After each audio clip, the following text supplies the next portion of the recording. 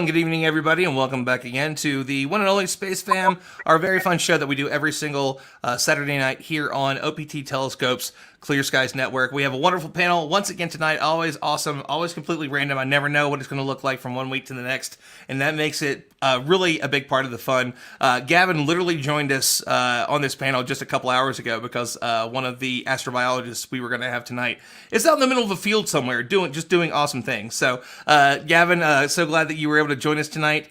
We've got a lot to talk about. It's been a busy week for space and science, everything from rocket launches to a very sad ending to a very popular telescope. So we're going to talk about that and also all the amazing things that the folks on this panel are up to, as well as, so we have one of our guests tonight, Grant Harkness, who is going to give away a meteorite set that is a little piece of the moon, a little piece of Mars, and so he has said that he would be willing to give that out to folks tonight. So we're going to do a giveaway. It's going to be a big evening. Can't wait to share it with all of you guys. Thank you for joining us. And there it is right there. I will highlight Grant so that way everybody can see it. I like it in the case too, man. I need to do that with mine. I actually shared it some months back that I was holding a piece of, two pieces of space in my hand, and people lost it. They're like, that's the coolest thing ever. So it's some of my prized possessions. So my roommate was actually, I had them laid out on the counter table in the kitchen, and he just came in, he was making a snack, he's like, he just starts laughing, he's like, what, it's like, just piece of the moon and Mars, just, like, I'm making toast, and there's, just, like, space sitting there on the counter, so, that's always a fun experience. You never know what's going to pop up in the mail these days here at my household, so, I'm so excited to have everyone, and, so what we're going to do, just to let everybody know, you do have to be on the Twitch channel, the OPT Twitch channel, twitch.tv / Clear Skies Network to be able to win that. So make sure you go over there, jump in the chat there, because that's where we're going to be picking the winner tonight. So now that we got all that out of the way, I'm going to go to each and every one of my panelists, allow them to give an introduction and tell a little bit about themselves. So Gavin, I'm going to go to you first. Tell us who you are, what you do, how we met each other through Project Possum, all the stuff that you did there, and the current work that you're working on. Thanks, Ron. Hi, I'm Gavin James. I am a current payload mission engineer for the University Corporation for Atmospheric Research. I work on the Cosmic 2 Weather Satellite Constellation program. As Ron was saying, we met from some of the earlier efforts that I had worked with and supported for Project Possum, which is a citizen science astronaut organization meant to promote just that, citizen science in the field, and to basically make science accessible for everybody. Ron was one of our astronaut candidates, and at that time I actually was working with Project Possum after doing the program myself, and then working with a group known as Final Frontier Design, who do spacesuit prototyping. I focused a lot of my earlier efforts on human factors engineering on these spacesuits and doing some systems engineering with them up in Brooklyn. And that program also supports Project Possum with their spacesuits as well. That's where Ron and I came to meet, and then very recently I moved from Florida to Colorado and got involved with the Cosmic program, which we launched last year on the Falcon Heavy, and it was a successful launch, 6 satellites, and a really beautiful program. Additionally, I'm a pretty big mountaineering guy, and yeah, that's pretty much all there is to me. Just pretty much all there is to him. Wait till you hear the story we're going to share a little bit later. It's pretty crazy. So we had something happen last August. We were all heading to Africa. Gavin and I and a few other of our friends were heading to Africa, and something kind of crazy happened. So we're going to share that very personal story and the challenges that he's went through the last year that everybody has watched along with and been inspired by. So I can't wait to talk a little bit more about that. So next up, we're going to go to a wonderful science communicator, Dr. Parshdeep Patel, and let us know all the cool stuff that you do as a science communicator. If you want to mention Passage that we've been able to work on together over the last few months, I think we finally hit the $15,000 of the $50,000 raise that we wanted to raise, which has been super exciting. So, I mean, there's a lot for you to talk about. You do a lot of awesome work, so please share your story with us. Thank you, Ron. Hi, everyone. My name is Parshadi. I am an educational outreach and communications specialist at the Institute for Earth and Space Exploration at Western University. But my background is actually in astronomy. I have a PhD in astrophysics, planetary science, and space exploration. So my journey actually started 14-ish years ago when I came to Canada and I did my undergrad, master's, and my PhD in astronomy. But during that particular journey, I realized that I really enjoyed talking about space because, I mean, space is amazing and, it's my passion. So I really wanted to share, all the amazing things that happen out in space to everyone, at least here in Canada and India, and now worldwide, thanks to these kinds of streams that we're doing, especially during the pandemic. I am now, doing full-time science communication, but I also get to do research in terms of science education. So as part of my job, I get to organize close to around 100-ish events a year where we go into classrooms. We have public events at the observatory that we have here in London, Ontario. And I also get to work and train teachers, which is amazing as well. What else? I guess in the last year and a half, I worked with the Canadian Space Agency on a project called Junior Astronauts Campaign. It's an amazing campaign to bring, not only the amazing space, science, technology, engineering that happens in Canada, but also, encourage them to take interest and be curious about the STEM field. So that has been an amazing experience to work with a government organization. And in addition, for the past couple of months since we have had COVID, or last 9 months at this point, we've been working on a lot of virtual engagement as well. So that's kind of my work, what I do. But also on the side, I love to, because I'm from India, that's where I was born and brought up, I love to do a lot of outreach engagements in India as well. It's kind of close to my heart. So during the pandemic, I've been, talking to a lot of students in India and across the world as well. What else? I've been, in addition to all of this, the pandemic has kind of reignited my love for astrophotography. So I spent quite a lot of nights this past summer capturing the night sky, the comet Neowise, and a lot of other things that were visible from up here in Canada. And last but not the least, I would like to kind of mention Passage, which Ron kind of hinted about in the introduction. So Passage is an amazing initiative where we're all, it's led by Lee, but we're all trying to work together to bring a lot of lovely science and STEM related, materials to kids in South America. And these are, these materials can really help them get curious and ignited into these STEM fields, but also just give them that idea of what's out there. So, we're fundraising for that. The goal is $50,000. And as Ron mentioned, we are at 15,000. So, if Ron can put down, the Passage link, we would love for people to donate to the Passage initiative. Give me just 1 second. I have to find it. It's on my list. There we go. Right there. So there it is at the bottom. If you'd like to join in and help us, again, we just hit 15,000. It has been a crazy experience. At one point, I had an astronaut and his astronaut bike helmet shaved my head. Lee shaved half of his beard on one side and half of his hair on the other side. There's been all kinds of stuff that we've been behind. And actually, we have one of the folks that's commenting right now is our main man, Mac Balcowie, who is a huge supporter of nearly everything that I do.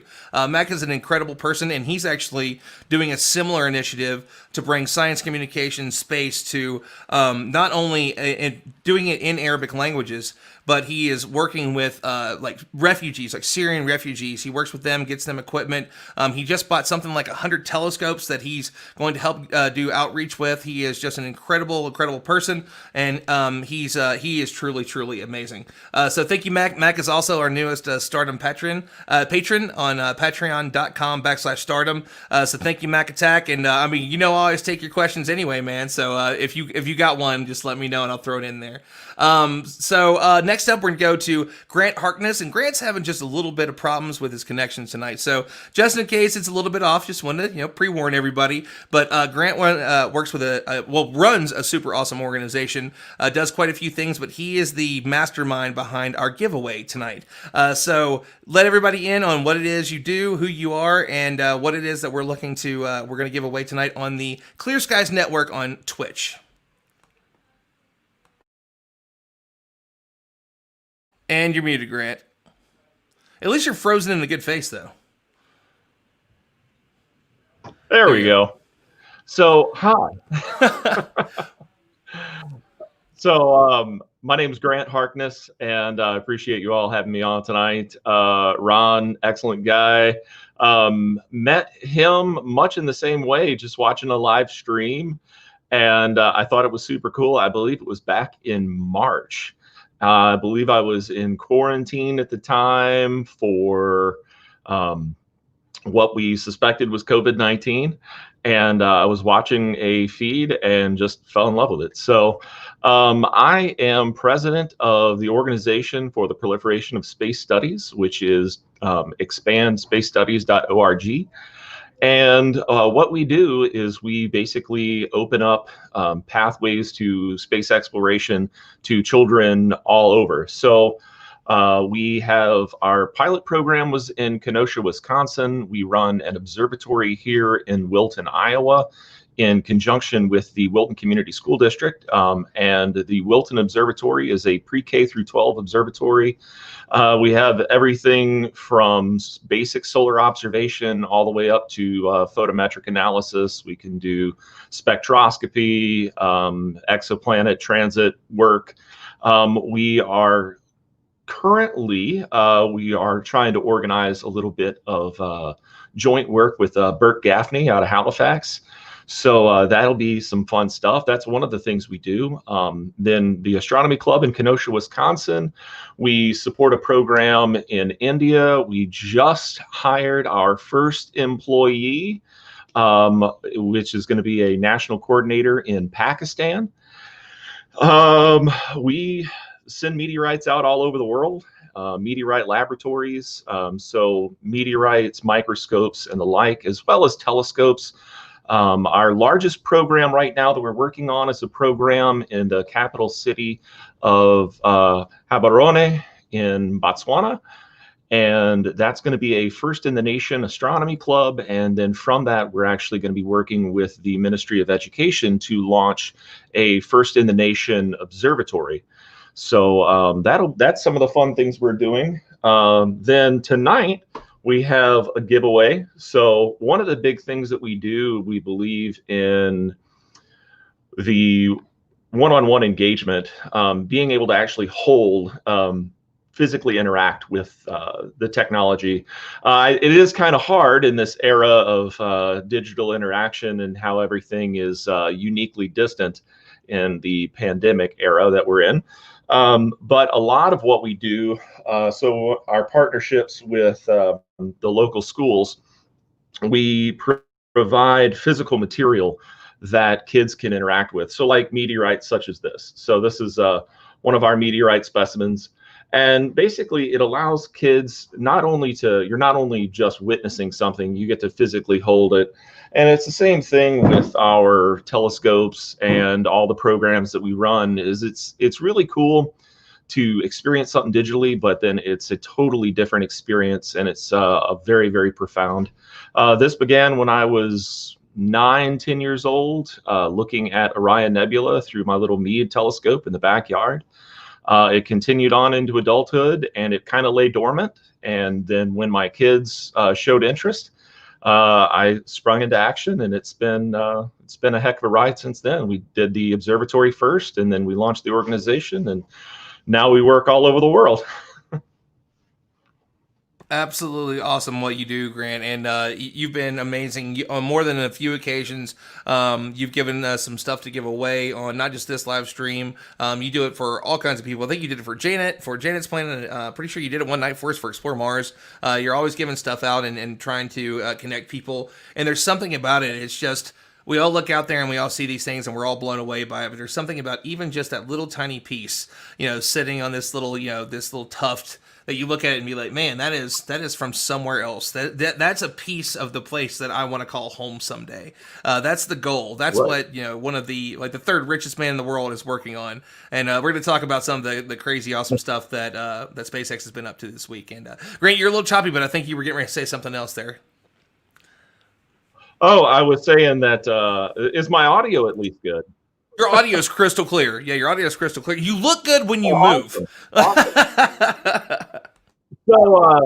So talking about physically interacting. So this is the actual piece that's going to be going to Botswana as part of their collection. So when we launch these programs, we provide meteorite collections and a whole host of different resources.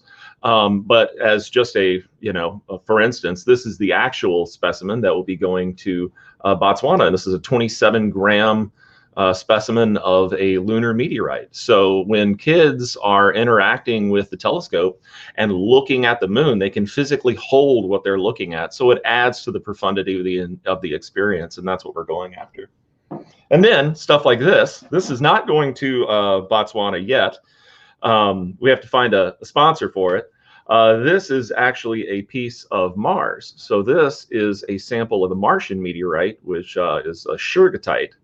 So a very large specimen. It's actually one of the largest slices just by way of surface area that is currently available on the market. And we're lucky enough to have it here. And hopefully we'll find a nice home for it where kids can play with it and kids can look at it and hold a piece of Mars. So awesome, man. We're gonna actually probably have to talk to you and steal some pieces and have some stuff at the Space Foundation Discovery Center where I do some of my work. I mean, I get to do a lot of cool things. But being the chief curiosity correspondent there is my day job, and it's always a blast. And kids always lose their mind whenever we show them cool stuff like that. Even if it's just a little tiny piece, like it really does connect them to it. So thanks for being on tonight. Thanks for setting it up. And again, I do want to remind everybody, if you want to be a part of that giveaway, you do have to be on the Twitch channel. So twitch.tv/Clear Skies Network all together, and just go there, join in the comments section, and you will be entered in it, and we're going to give that away a little bit later in the show tonight. And so we go to our last guest tonight, Rachel Lyon. So Rachel, hop in, tell everybody about your story, the organization that you work with, and all the amazing work that you all do, because I'm surprised it took as long for somebody to get this together as they did, and it just seemed like it just makes perfect sense. And you have an incredible crew over there that you get to work with. So share that story with us, please. Totally. Thank you so much, Ron. First of all, I want that gift, or I want the giveaway. That's so cool. I'm already messaging like my family and friends and being like, you guys got to get on this chat. And I see people that I know here. I see Graham Lau, a couple other familiar names. So welcome everybody. It's good to see you. And yeah, it was such an honor to be on this panel with all of you. I'm excited to learn more about what you're working on. And sounds like there's a lot of Colorado people here too, which I am also in Colorado. So yeah, Ron, I know that we're going to get into the story, and it was interesting for me to hear how a number of you all got your interest in space, and a lot of you just like as a kid or as you were exposed to it at young ages. Very similar to me. I was a teenager. And the thing that Ron and I have in common is that we both, like, in a very short time span. I think for me it was like 6 years ago. For him it was 7, or maybe for me it was 5. We were 2 months apart. 6. Mine was March. Yours was May. 2020. Yeah. 2016. Okay, we're 2 months apart. Exactly. Like our birth into space was a very similar time period, and then we both were just like, this is the only option. So that's what happened to me. I was a teenager. I was 19, and suddenly, like, passion in my life became like invigorated. And I was already studying engineering because I just have a math and science brain, and I went into aerospace engineering because it was really clear to me that what I want to do is help us become interplanetary and help build the rockets that are going to get us to other planets. And soon after, I learned about this concept called the overview effect. I was at a conference when Frank White spoke, and he shared about this cognitive shift that happens to astronauts when they go to space and they see and experience our planet, and they see and experience like the oneness of everything on it, and that all of life, and to take from Carl Sagan, everything we've ever known exists on this planet floating in the cosmos. Pale blue dot, the And- only home we've Yes, ever known. which I just don't ever seem to get No, we tired can. of ever. I don't like. Listen, if you are listening to this and you have ever, for some reason, gotten tired of listening to Pale Blue Dot, then you need to leave the stream. You cannot win the giveaway tonight because we are not the same kind of people. I'm just kidding. If that's what you believe, that's what you believe. But it's hard to get over that, right? It's just there's a reason Carl was Carl, and he's like he was that impetus for so many people. And then look at the science communicators he's created. But yeah, go ahead. And I think the beautiful thing about being a science communicator that's inspired by Carl Sagan is that it's this same ethos. It's like the same message that we're all working to spread, and it's that we all share this planet together, and how miraculous and how special it is to be here. And this is the kind of perspective that we need currently and always. This is something that we've like, you know, it will always be relevant. It's been relevant for millennia, and it will be relevant for millennia. It's that we all share the same DNA with each other, with life on this planet, and we need to act like it. And so that brings me into, I graduated with aerospace engineering, and just sometime in the mix, I learned about this organization called Space for Humanity. It was founded by Dylan Taylor, who's a very active space investor, just amazing space leader.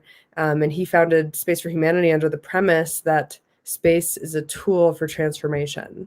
And so that pale blue dot image, that overview effect experience, like that vision that space can give us, that's the ethos that Dylan is working to bring to the world. And so with Space for Humanity, we're doing it by sponsoring people, regular people that are leaders in their communities, people who are working to make a difference in the world, but wouldn't necessarily be able to afford that, $200,000, $300,000 ticket. So we'll be sponsoring them to go to space with Virgin Galactic or Blue Origin or the Space Perspective, which is a recently launched stratospheric balloon company. So that they can go and have that overview effect experience and then come back down and share it with their communities. And I see this as being important in so many ways. And it brings me actually back to a conversation. I was chatting with astronaut Ron Guerin 2 weeks ago, and he I love Ron. Ron's so awesome. Ron was the first astronaut that was like a Facebook friend. Yeah. He is, but if you don't know Ron, he's awesome. He's amazing. Just give Ron a shout out. We love him. Yeah, we love Ron. Ron, wherever you are in the world, we love you. Plus, he has a great name. He does have a great name. He and I were chatting, and he said verbatim, "We are living a lie. Like globally, we are living a lie because we don't act like we live on a planet, and we don't act like we act like we have infinite resources, and like we, like our politics are so divided, and just like, and yeah, there's like lines that are separating countries, and there's just all these things that we are literally living a lie."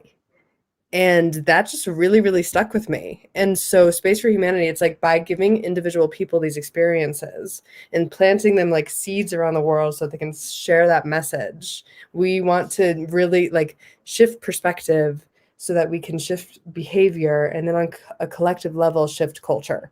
So this is about the greater culture shift that space can bring, and that space truly has the power to bring. Beautifully stated, and I think actually this is a great way for me to kind of go into a little bit of the work that Gavin's doing. So some folks may not have heard of UCAR, but more people have heard of NCAR because of the what's located in Boulder. So we have two of our guests. I go hiking there like every other weekend. Yeah, by the way, and that's kind of, I think I don't know if that was done on purpose, but you want to talk about a way to get people involved in the planet that you live on. The drive up to NCAR before you go in to learn about climate science and all the amazing things that these folks are learning and how we understand it and all the technology behind it. It's I don't know that there's a more impressive museum around climate science and how we understand it, what we know, what we're going to do with it than that. And funny enough, this is also ties in a little bit to Gavin and I's story, is that the woman that she's a glaciologist and she's a geologist, Dr. Uliana Hordeski from CU Boulder, was the lead for our what was supposed to be our trek up to Kilimanjaro before Gavin's awesome story that he'll share a little bit later. But she took me to NCAR for the first time with her climate science class from here in Colorado. She teaches at Colorado College. And also, by the way, an incredible teaching atmosphere. I was telling some friends about it last night. Instead of taking multiple classes at a time, you fully immerse for like 3.5 to 4 weeks in one class. That's the only class that you do. You have it for the first half of the day, then you go and like have your break, and then you come back. So it's all you learn. It's full immersion into what's going on. And she has a ton of incredible speakers. She takes folks, she brought them to the Discovery Center. We did some stuff on NOAA's Science on a Sphere. She takes them to NCAR. There's so much that this organization is doing, and oh my God, it is the most beautiful view you'll ever see. You will look out at this gorgeous landscape and be like, this is worth saving. And then you're going to go inside and they're going to teach you how. And NCAR and UCAR are, UCAR is the university that runs NCAR, correct, Gavin? Right. So UCAR is a consortium of all entities that are involved. And you can think of UCAR being the umbrella company, and then NCAR is the national lab associated with it. And then we have the other program, which is UCP, UCAR Community Programs, which is, it's our way of kind of reallocating focuses and finances. Usually it's just government funded programs and things like that. But NCAR has itself such a large primary focus on data analysis of much of the climate data that they're receiving, whereas UCAR does a lot more of the operational things. So such as the Cosmic 2 mission that we launched, that's actually NCAR/UCAR's only space mission that we were a part of the launch program with. So it's considered actually the only space mission by UCAR. Funny enough, the lab you're talking about, Ron, is considered the Mesa Lab, and in the Mesa Lab lobby right now is a mock-up that hangs from the ceiling. That mock-up was my baby. I don't think they really paid me enough to do that on the side on top of everything else, but myself and another coworker, we got to put together that. And so now I'm not sure since COVID if they've taken it down, but it's a really cool at scale. When did that go up? I may not have seen it yet. Last time I was there was with Uliana, maybe. So we're talking about a few months before the trek last year. So was that within the last year or so? Yeah, it was sometime after I was hurt that they hung it up. I'm not sure for how long. COVID messed everything up. So I don't get to go into the Mesa Lab very often. Our offices are elsewhere, but occasionally we get to go see that. So that's a little bit of a pride and joy. But I love that what everyone here has been talking about, and to kind of piggyback on a lot of this overview effect. I think it's actually, you inspired me to talk about my story of how I got into space. I actually don't share this often, and I don't want to say I forget about it. It's just the seed was planted so long ago that it's kind of funny. I have no clue. I've never heard the story. I'm kind of excited about it. I'm excited to hear it. Yeah. Ooh. It's a little tragic. So I was a young boy, and I lived in North Texas, and I was playing basketball one Saturday, and I heard a boom and saw the Columbia breaking up above me, and pieces scattered around our town. So that was, I guess, like the first tangible experience I really had with it, and it was devastating. I as a kid, space is cool. There's nothing uncool about space. It doesn't matter what you do or what you are interested in. I think it's just so funny how inclusive it is. You talk about how we need to have like the overview effect. Sorry to tag back to that. There's the cognitive shift as was mentioned on seeing the world, but I really don't think there's any surprise that just the space industry in itself ends up being the most globalist movement. Economically speaking, socially, international efforts most space efforts end up being international efforts, and I think it's no surprise that there is a correlation to that. And so I think that's how I ended up getting involved with this program, I originally was just going to be a drummer. I toured drumming for a long time, and and wasn't really the smartest guy in general when it came to school, and then fell into Preach. space Oh yeah. industry. I became incredibly fascinated. I happened to get, out of everything else, my physics scores were much higher than anything else, and like Rachel had said, my brain was very physics oriented. So I think I just ran with that a little bit more after I toured drumming, and I was much older, after 21, and really fell in love with it.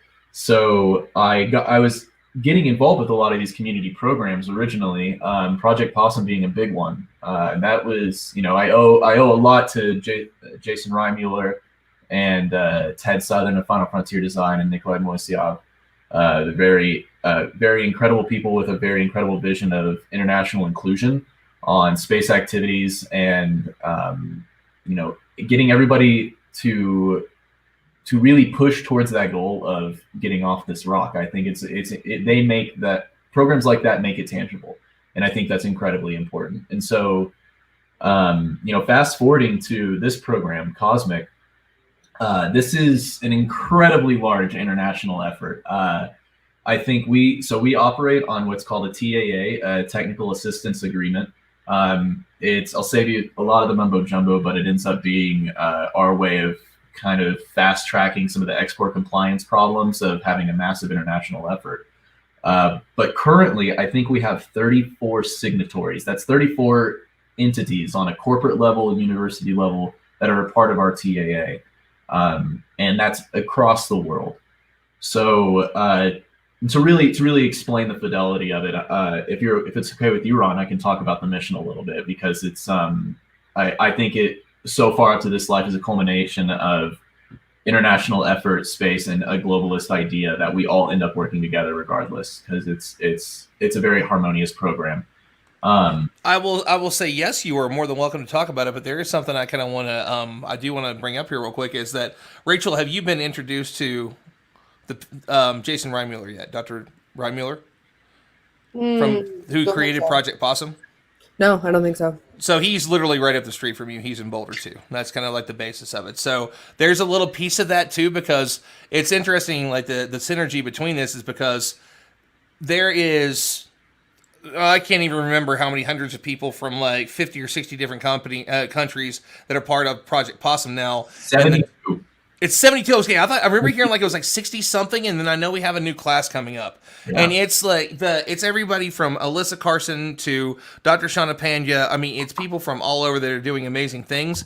And one of the goals for that will be flights on Virgin Galactic or Blue Origin to better understand not to lucent clouds. It's that piece of space that we've never really been. It's a little too high for planes, a little too low for satellites, for us to really go up and take those pictures and understand those pieces of the atmosphere that we don't understand, the changing climate, and getting those flights. But I feel that there might be a little bit of a piece there of a connection. I'd be interested to see Jason, you, me, Gavin, and Dylan all kind of sit down and talk about that, because that's the next thing. Once those flights are ready, is getting those flights and trying to do that. But I feel like there might be some synergy there between that and Space for Humanity, particularly because of Possum 13, which is this group that it's every year or two, it's a new group of 13 women that take over this group to highlight women, young women that get to do Micro G. By the way, Micro G Flight School is thing in the world. Gavin, did you get to do that yet? I have done it a few times. Oh God, it's so awesome, man! Especially when you're a fat guy. It's like, I'm 300 pounds, but I'm weightless. This is awesome. That was a super cool experience. But I think that there's a little bit of piece there, and we definitely should continue that conversation a little bit later. But just something I just kind of wanted to throw out there. When you mentioned, I'm like, and like, we're all right there together. There's no reason there shouldn't be some coffee or a drink or something and talk about that. We're all I feel like it's a travesty that I didn't find out more about you, Rachel, and Space for Humanity. I think that's an incredibly important program. Again, it's regretful that my exposure to this was such a sorrowful experience, but I mean, it still was what ended up making it a reality for me.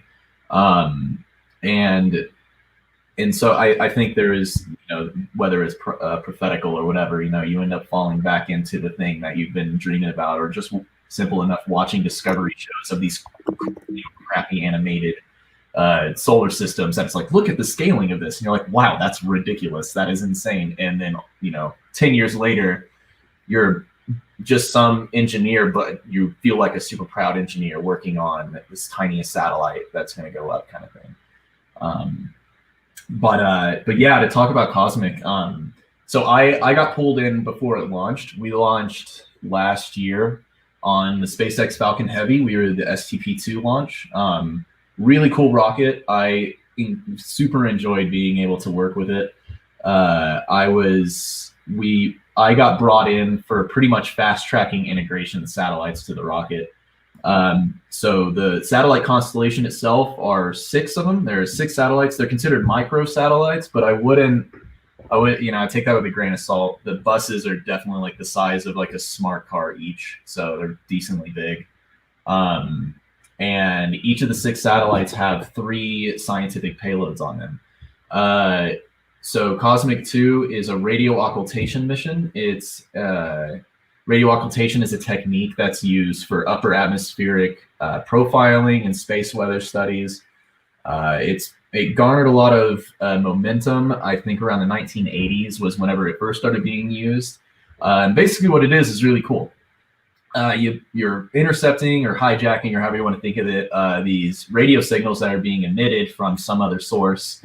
And then you study how the radio waves are refracting over certain parts of the planet, and that refractivity, using some mathematical kung fu known as the Abel transform, you can actually determine the You see the Abel transform somewhere up? Optimus Prime smiling. It's the Abel transform. Sorry. It's ridiculous, but it's really cool. It's with that mathematical transform, you can take the refractive value of these radio waves over the limb of the planet to determine the constituents in the upper atmosphere and its behavior. So you actually can do a 3-dimensional modeling of weather shifts, space weather in the upper atmosphere in real time. And it's kind of wild because the way we're using it is we're actually using it with our GPS satellites, our GNSS and the GLONASS, the Russian GPS satellites. So the radio waves that they're emitting, we sent satellites up to intercept them and use, obviously something that was not meant to be used with these GPS satellites at all, and have done the highest fidelity climate weather mission ever launched.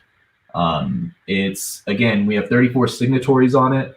The satellites, the sheer involvement from everybody involved was amazing. So the satellite buses were created by SSTL in the United Kingdom. So the UK was in on this. Can you tell people what that is if they've never heard of it? Because I don't know what that is myself. Yeah, SSTL is basically a satellite manufacturer. They do just that. They specialize in hardware production.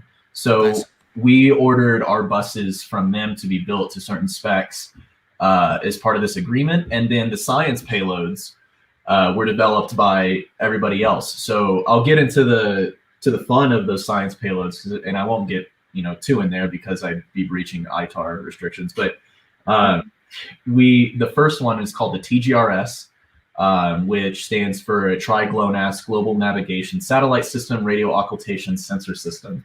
It's a mouthful. Basically, it's just a multi-sensor radio occultation receiver. That was built by NASA JPL. And then our second instrument is the IVM, the Ion Velocity Meter, and that was developed by UTD, University of Texas of Dallas. And our third instrument is the RF beacon. It's a radio frequency beacon.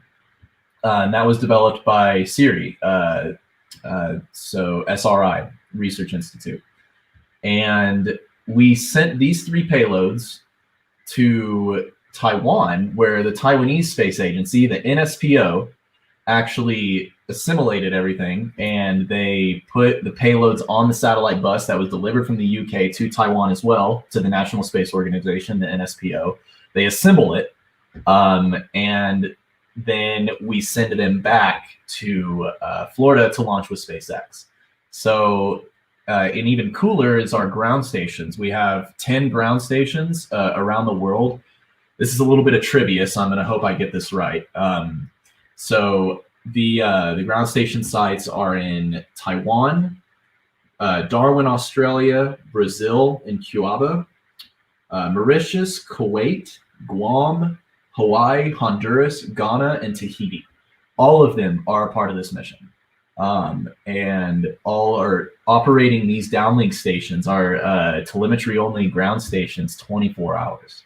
And it's incredible how every cog in this machine is so cohesive and beautifully ran. I got the privilege to go over to Taiwan whenever we were packing the satellites up to ship them to launch, and so I got to work with the NSPO over there for a few weeks, and came back, and then was working with SpaceX for a few weeks as well, getting ready for launch. And I mean, the absolute just international inclusion that is, and that it takes to pull something off like this. So many moving parts, so many people, and it just seems so easy. I really don't understand how, and that's what I circle back to, really believing that just inherently space is a globalist endeavor, and we end up doing that. We end up being that way. We throw people on signatories to a TAA, when the United States is the most restrictive person when it comes to export compliance. And I am one of their export compliance officers, and I will tell you, it is a pulling hair job to make sure everything is like super okay. And we have to tell people, no, you can't do that. But we're sitting here including people, and we're getting ready for our data product release. Actually, we just had our IOC, which is a review for components and compliance on our TGRS, which is our primary payload, which is studying the refractivity of the radio signals going around the limb of the planet. And we passed. We had a caucus, and it's beautiful. So we're just that much closer to a data product release on a scale of at least 100 years worth of data. So that will at least be tangible to sift through for however many people that want it. It'll be completely public. And even cooler, this is funded by the United States Air Force. So it's funny how that works. We're a fan of the Air Force here in Colorado Springs. I can't imagine why it doesn't, the Academy doesn't take up a good portion of our town or anything, our city. I love it because it's very obvious that they are on the team of science here, and it's very, and we obviously live in a climate right now where we feel like there's a lot of science denying. Haha. We live in a what? That's just, it is what it is, and live in a climate. I was trying to be funny. To go ahead and tag back off that, I'm sitting here looking at real-time climate data coming in, and just, and it can be frustrating, although liberating to know. Can you show that? If you want to share your screen and just show some stuff for a few moments, I would get. I think I was to say you're in that deep. Like, no, I will get fired, Ron. Please don't ask me that. Close to public release. Just be patient, because we're gonna dump a ton. We were actually just notified, and this is probably the crowning achievement of my young late 20s life, is that our data is being included in the 7th assessment report of the United Nations International Panel on Climate Change.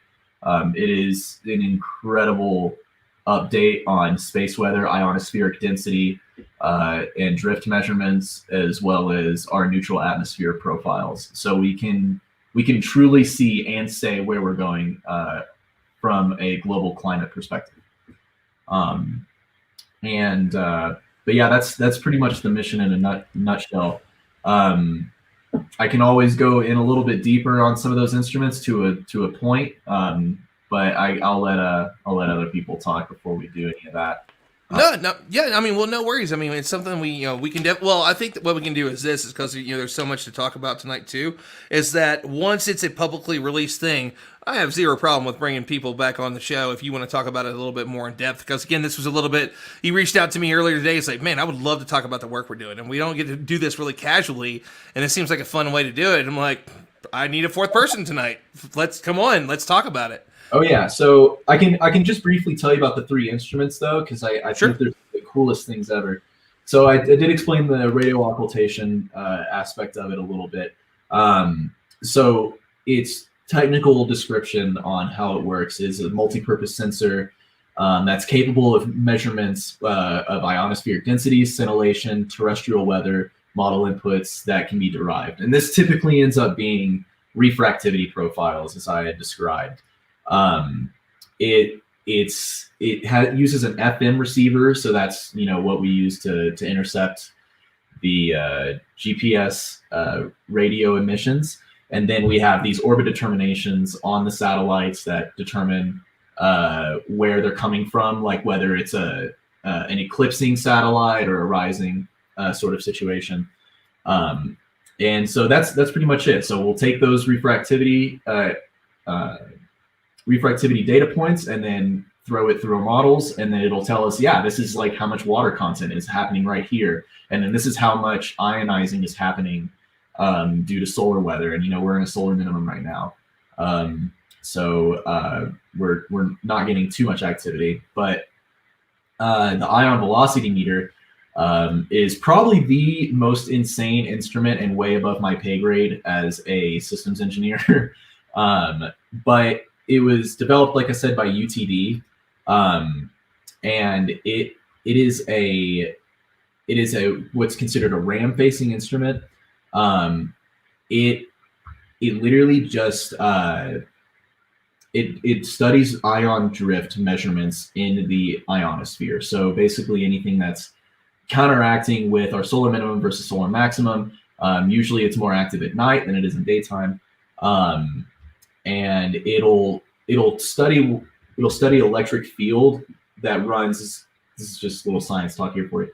Well, I mean, let's break. I just want to break into this just for a moment. Is that for those people that are out there that are like, I saw a video on YouTube and I don't believe in climate science or climate change. If you're listening to everything he said, you need a degree to understand 70-80% of what he said, or years and years of just diving deep into this. If you were like, I don't think that's real. I don't think they know what they're talking about. They didn't spend thousands of hours and get PhDs in this stuff to do that, like create this incredible equipment, this incredible technologies to be able to understand what's going on out there. In-car, U-car is literally at the top of the game for this. And that's the high level that he's talking about here. And like there's a lot of stuff too. And don't feel bad if you're a little confused about what he's talking about, because I don't understand everything he's talking about either, but that's what's important, is that we listen to the experts and see what they're doing and the data that they're collecting and how they allow us to understand that, and also bring that down in a way that's like allows us to understand it and get it and be a part of this, because it's so important. And I just want to let you continue, but I just want to let people that are listening to it understand that that's how big this is. That's how incredible this is. It's the engineers, the doctors, what they put into this. Go to in-car, go on a tour, let them teach you about everything about the atmosphere and the science and the technology that they're using to understand what's happening, and then how they're helping us to figure out how to solve this literal global emergency, that our grandkids can have a world to live in. That's what I was saying earlier. It can be very frustrating when you're looking at climate data come in real time, and then this other guy's just saying, yeah, this isn't even real. And I'm just like, I don't even have the energy to even talk about this. I'm going to go back to working and trying to save the planet. But yeah, and I'll try not to overcomplicate this, but to give an idea of like how ionospheric study works, at least with these instruments, and what that means, is just for space weather in general. The way our sun acts certainly affects the way that our upper atmosphere acts. I mean, it's going to determine a lot of particular atmospheric shifts and magnetic field shifts, like our pole activities, everything like that. So what we do is with this instrument is we'll measure the electric field perpendicular to the magnetic field, and the ion motions parallel to the magnetic field through the measurements of an ion drift velocity meter. So this meter is going to study how that flow is occurring. There are two sensors on that specific instrument, which one is called a retarding potential analyzer, and the other is the drift meter itself, just drift meter. And together they provide the data to determine total ion concentration, major ion concentration, and composition, and ion temperature and velocity in the upper atmosphere. and it's incredibly state of the art, and it's also a very finicky machine. And I'm just a payload engineer. The scientists, who are much more intelligent than I, basically make use of what we call the level 1 data. I handle the level 0 and some level 1 data just to monitor state of health. So I'm a state of health guy. I basically keep the satellites and the payloads alive, and so I'm the kind of guy who gets to say we're good, every day when we have our calls with the Air Force. And then there's the radio frequency beacon, which is also a little cool device that, simply put, studies our total electron content and ionospheric scintillation measurements. So our total electron content goes into our overall ionospheric behavior pattern. So this instrument is just specific. It's considered like a subsystem payload, and it just goes into the whole package. We use that data on top of the others to make assessments, or higher level and more accurate assessments. But yeah, and I don't know if this is the time. This is a total change of topic. But Rachel, you're talking about pale blue dot, and I'm just going to shamelessly plug this tattoo. That is a pale blue dot tattoo. Well, I do want to thank you, because Gavin is completely unaware of the person that we're bringing into the stream right now, who is just one of my favorite people. Yeah, Liam, I was going to say, works quite a bit with Rachel. And so Liam Kennedy, if you're unaware of who he is, created this super cool thing. So he's been in the industry for many years now, created this. Basically, it's a Raspberry Pi that is going to, I think he says raspberry in his very cool accent, that will alert you when the International Space Station is overhead. A lot of people don't realize, if you don't have dark enough skies and you go out, you'll see satellites passing overhead. And one of those things that you'll see that will go screaming across the sky is the International Space Station.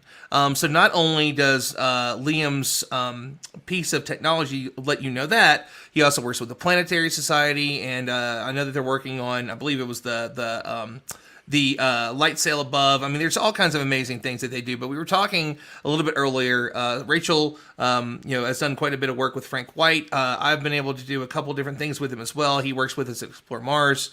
He was on a panel that I was happy to do with him and a few other friends. Can't imagine anybody else that might be on here that was on that, where he talked about the overview effect and this ability to see Earth from space. And so one of the things that you can see on ISS above is photos, videos, so on, from the ISS, live videos from cameras that shows you the Earth from space.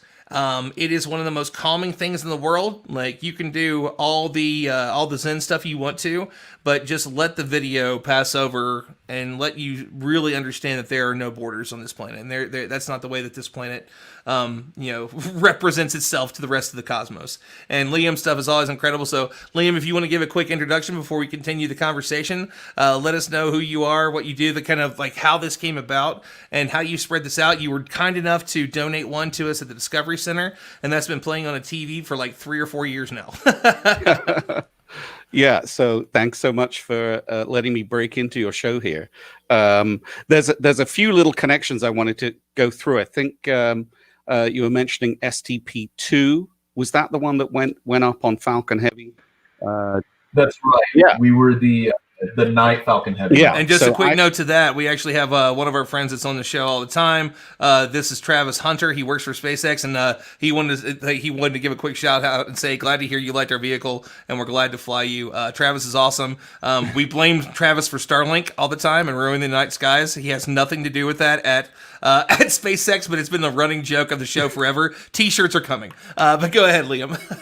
Yeah, so what I was going to bring up there is I was sitting on the balcony Saturn V media area with Bill Nye, watching that rocket launch, because on that rocket, as one of those payloads, was the Planetary Society's light sail, which is their CubeSat that launched on that rocket and is now happily orbiting the Earth at about 700 kilometers, and has proven that it has the capacity to stay up there and adjust its orbit very slightly, purely by photons of light. So, Liam, if I may, I got the chance to see that payload. we were doing integration, and I saw Bill when we were coming out, and my mother being, I was a kid, and she was like, "Oh my God, it's Bill Nye!" And they were behind me. And she runs up to him and goes, "My son assisted with your payload," and he goes, "What?" And I had my badge on. I was like, and he gave a thumbs up, and she's like, "I just wanted to shake your hand." But yeah, the light sail is an incredibly cool concept that I'm glad that they launched and were able to prove was a successful idea. Superb. Well, just thank you for Carl. all that Carl's you did memory there. is thrilled. So you mentioned a little bit about the ISS above, so I thought I'd just show it here. It is a Raspberry Pi based little device that has a device on it that an LED that the green that in it is, by the way, is turning into the background because the green in it is your green screen. Oh yeah, it is, isn't it? That's so awesome. It's part of the Earth. That's like extra special CGI there. Anyway, whenever the space station's above you, it does that. So sort of really reminds you, because the space station passes you by it's not just when it's visible, it passes you by 5 to 8 times every day. And it's got those astronauts up on there. And the video behind me is live. That is what is from one of NASA's live video streams. You'll see it pausing. That's just because I've got some buffering going on over here where I am. But that's one of the lower quality video streams. Unfortunately, NASA's newest high definition camera is off for the weekend, it seems. Otherwise, I would be showing you some fabulous views directly down from the space station in high definition. But everyone should check that out. It's on, I guess I don't know where I can share the URL for the video, but this video is available for send it to me in private chat, and I can make it a banner. I will do that. I'll send you 2 links. One of them is to the one that isn't working right now. When this video isn't running, my ISS above is showing screens telling you where the space station is. That's where it is right now. It just passed by South Africa. And it's going to be coming by in the skies above Colorado Springs in 51 minutes. That's pretty quick. Oh man, I can't rate it. So I won't be enough for the the end of the stream. It will still be going on, but I definitely can't wait to go out and catch that. Look at the great crew. We see everybody that's up there right now, and I do love that. Whenever you see it up there and you look up there, this is the 20th anniversary of. That was the last time that every single human was on the planet at one time. Since then, we have at least been with just a few faces, a few voices. We have been a part of just that, the cosmic froth, just right on the edge at the very lip of the ocean before we get out there in cosmic space, man. There it is. And how awesome is that to be able to just look up and see it and be like, right there, that's just the start. That's going to lead us to the next big thing. It's always the coolest whenever you catch it by accident. It was like 4 years ago. I was working with Ted Southern at Final Frontier Design, and a buddy of mine, we had a night out, and then we ended it on the rooftop of some brownstone in Brooklyn, and I saw this thing moving really fast, and I was like, there's no way that we're that lucky right now. And I pull up the app, which was this Star, I think it was Star View or something like that, and it'll help track it. And so you can hold it up in augmented reality, and it'll be like, yes, that's the ISS. That's the coolest feeling. You're like, well, there's people on that right now. Mm-hmm. Yeah, it's so amazing to think about.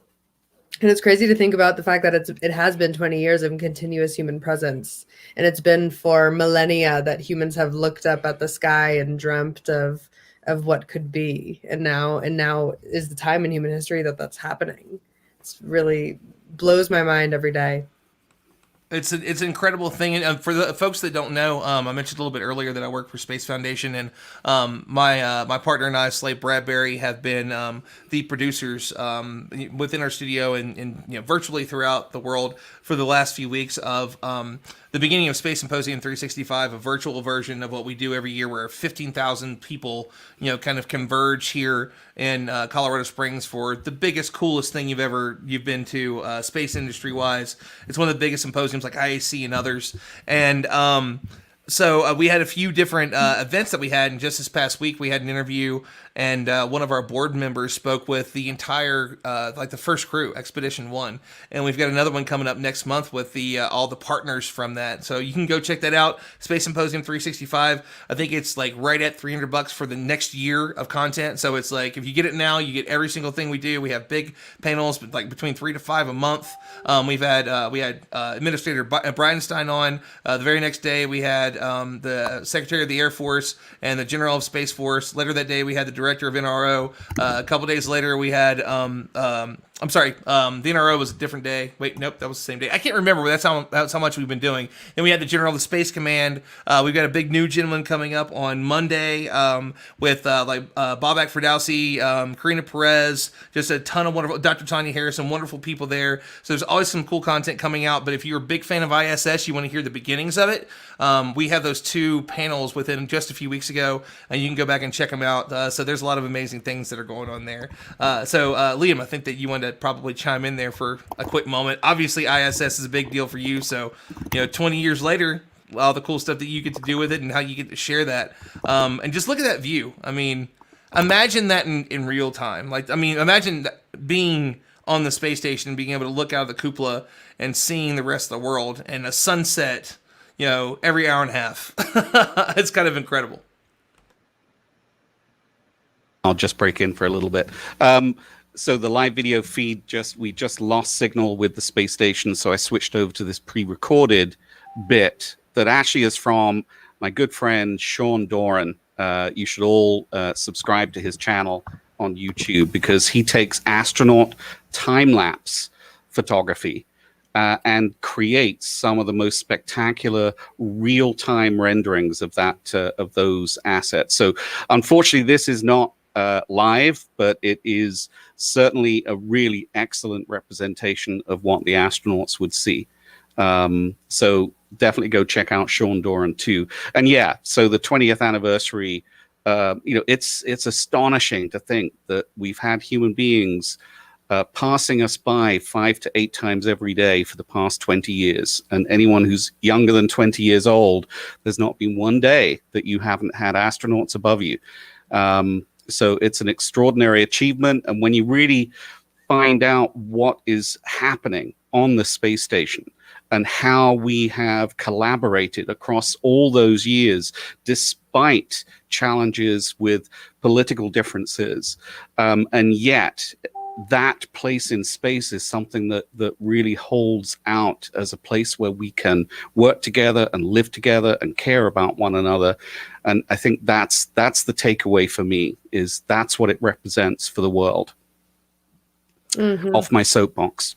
Beautifully said, Liam. So, Rachel, I think that you wanted to chime in there. I was just completely agreeing with Liam. Liam, I love it. I love your soapbox.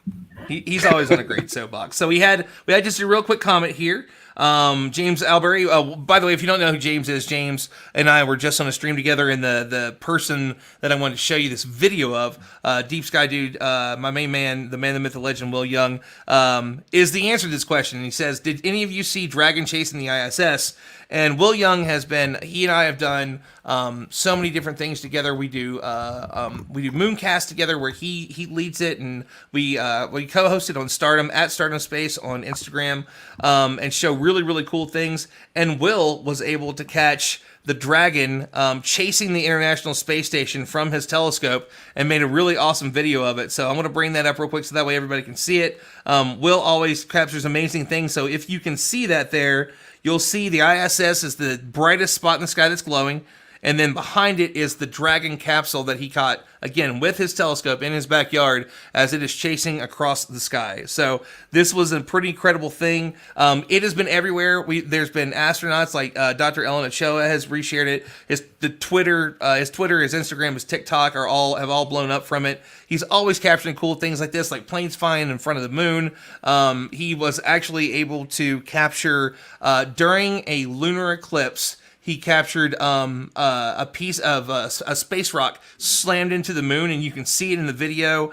He actually has one of the we'll probably end up talking about this a little bit later. You get whatever SpaceX launches at night, and then they land the rocket. Once it comes back into the atmosphere, as the chemicals are set ablaze in the atmosphere, it goes into different colors and creates almost like this nebula in the sky. And the video is absolutely gorgeous. Plenty of people have it, but Will's in particular is very, very awesome. He had a great setup for it for NASA Social, and he always has great content. So check out Will, a frequenter on this show. Deep Sky Dude is probably one of my favorite astronomers, and that's a great lead into a little bit about what else we want to talk about this week, as it's a bit sad. Again, we were talking about Pale Blue Dot and Carl Sagan. If you've ever seen Contact, there is a very impressive telescope that you saw that's just this gorgeous background, and it's this incredible thing. And I think I'm saying it correct. Dr. Patel was telling me a little bit earlier, I think it's Arecibo.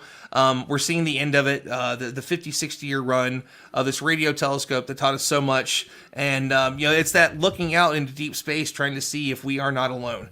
And so it's hard to say goodbye to this. And we're going to have to. A lot of people are like, can't they raise money? Can't they do all these different things? No, different groups have looked at it and they've said, they've contracted people to say, can it be fixed? It would put too many lives in danger. And as important as science is, obviously human life is much more important. Just throwing that out there to anybody that leads government, that human life is important. Let's throw it to Dr. Patel, who is our resident astrophysicist tonight. Why was this telescope so important to us, and why are we also sad to see it go? Yeah, I think obviously a lot of people, especially here in North America, remember, or like across the world, people who have watched Contact, James Bond movies. I, in particular, did not grow up watching because, I was, as I said before, I was born and brought up in India. I did not know about the Arecibo telescope until I actually landed here in Canada and learned about when I was actually going through school. What I did not know, though, and it was very interesting that I only came to learn about this like a couple of years ago, was that the Arecibo telescope actually uses the data generated from that is being used at SETI at home, which is what a lot of people might recognize. And even I used when I was a teenager, like almost a teenager. A lot of people recognize SETI, the search for extraterrestrial, rather than Arecibo, in some countries. But it's very popular because it was, popular in pop culture. People know about it. Carl Sagan, obviously, talked about it. And one of the interesting things about this particular telescope, if anyone ever asks me, which is the coolest looking telescope, because a lot of the times people are like, oh, all the telescopes look the same. And I'm like, no, there are some amazing ones. And I think Arecibo is kind of this, giant dish in the ground, which is just, something that's really mind blowing when you just look at it. Even, if you just go online and look at the pictures, it's just amazing to see, kind of the structure that was, and it was built in the 60s. It's not something that was built like 10 years ago or something. And obviously that, because it was built and it has been doing its work for such a long time, obviously there had to be, some strains because of, it being around for such a long time. But scientifically, Arecibo has been very, very popular, especially in pulsar studies. So, it was actually the first time ever we measured the periodicity of a pulsar, so how fast it kind of rotates for a crab pulsar using Arecibo. But then there were also subsequent a lot of pulsar studies that happened through the Arecibo telescope. And I think one that is the most unique and probably one of the coolest things that people like to talk about Arecibo is that the first exoplanet was discovered around a pulsar, which was discovered by Arecibo. So, it's one of those cool things that I particularly always loved talking about when on the fly we were talking about different kinds of telescopes. And I'm like, this particular cool one is known for doing a lot of pulsar studies, but it also does a lot of studies on planets, asteroids. In particular, it was actually the first telescope to give a picture of an asteroid. So things like that. There are these tiny things that people don't realize how cool this particular telescope was, and I guess was.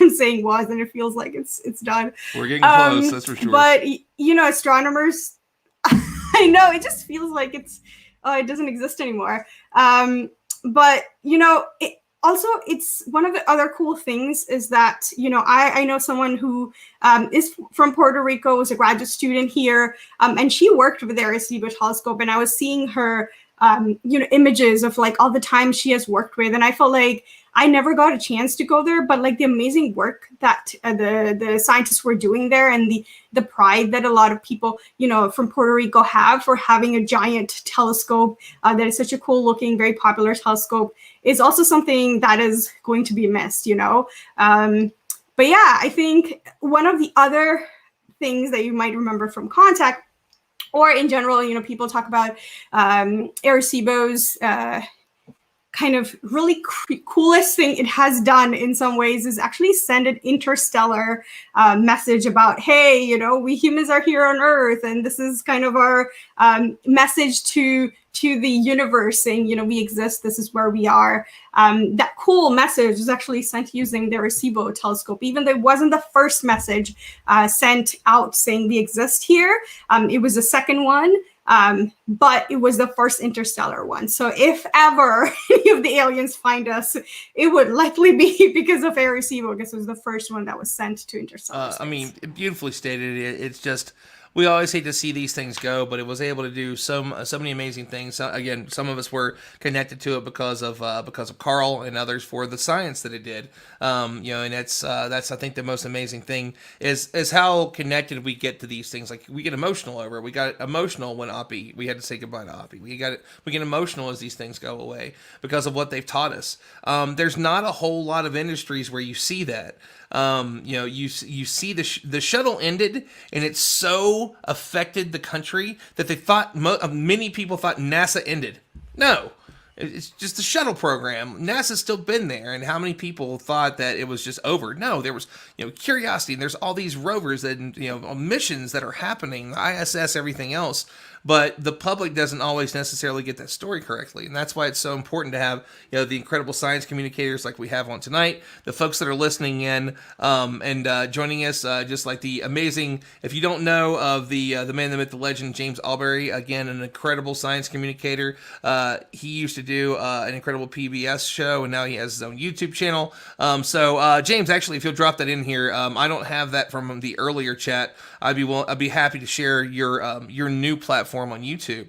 But he and Dean Regas were on PBS for many, many moons, no pun intended, sharing science communication with the world. And they're both incredible science communicators doing amazing things, just like the folks that we have on here tonight. Hopefully Grant is back with us, because I want to talk a little bit about what he does, and we're going to do that giveaway in a little while. So Grant, let's see at the very least if we have your audio. Hey, so what do I sound like now? You sound excellent, which is perfect, which is all we need for what I was going to go to you. I want to talk a little bit, as second hour for me is always a little bit more of the more personal hour of like the story that we have and how we all got connected to these things. A bit of why this became something that was so passionate for you, that you said, I want to start giving these pieces to folks. How it became a thing. Like, I've got an idea, I want to do this, and now this is something that you do constantly. You work with so many great organizations. You're also giving and putting these things out there because you understand the importance of it. And so I want to talk a little bit about that for you, kind of why and how this became a thing that you stuck with, and you knew it was something that was important. Because I don't know many other people that really do it. I know of it, but I mean, there's TV shows for it, like Jeff Dawkins and his team did it with Meteorite Men. And I think they're bringing that show back. I mean, there's a lot behind this. Meteorites are exciting to people. Everybody's scared of asteroids. We all watched Armageddon. That's not exactly how we would solve that issue. But thanks, Michael Bay, for ruining science for everybody for like 15 years. But great, I do want to talk to you a little bit about that, the inspiration behind it, and all the great work that you do. Maybe. Excellent. Well, yeah. I absolutely have to give my shout out to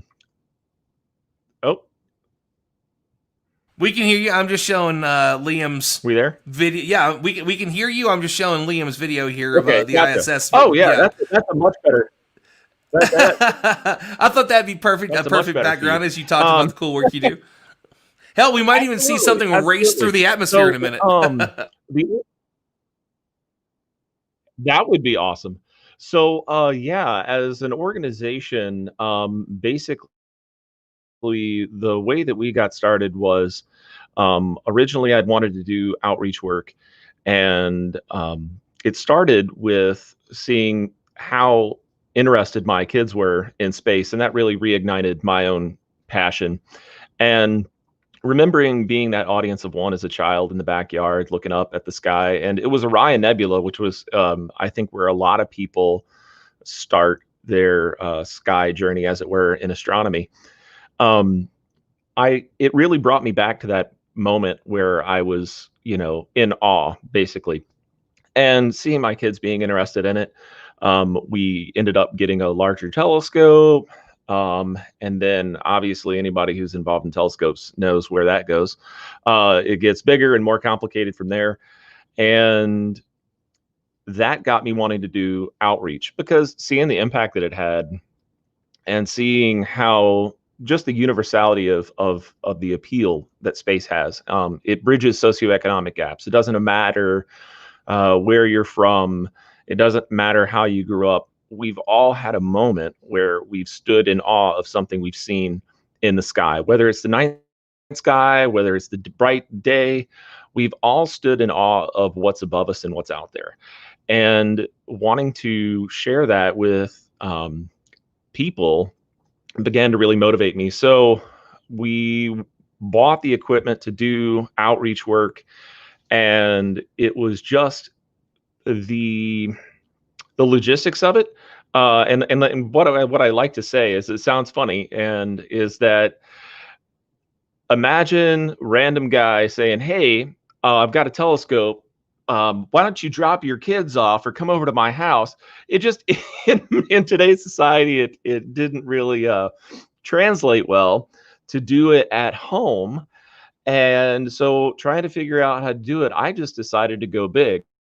So I ended up, on a personal level, we ended up partnering with the Wilton Community School District, and I designed their observatory, and we ended up writing grants and getting public and private funding for the program. And it really grew. It grew from what we were essentially going to be making do with what we have. That was going to be the concept. What we could get donated, what we could have on hand. I had my gear. So for those of you who have telescopes, at that point in time, it was a 12-inch Meade LX600, which isn't a bad telescope. It's a good telescope. And I donated that to the school, and then we were going to go from there.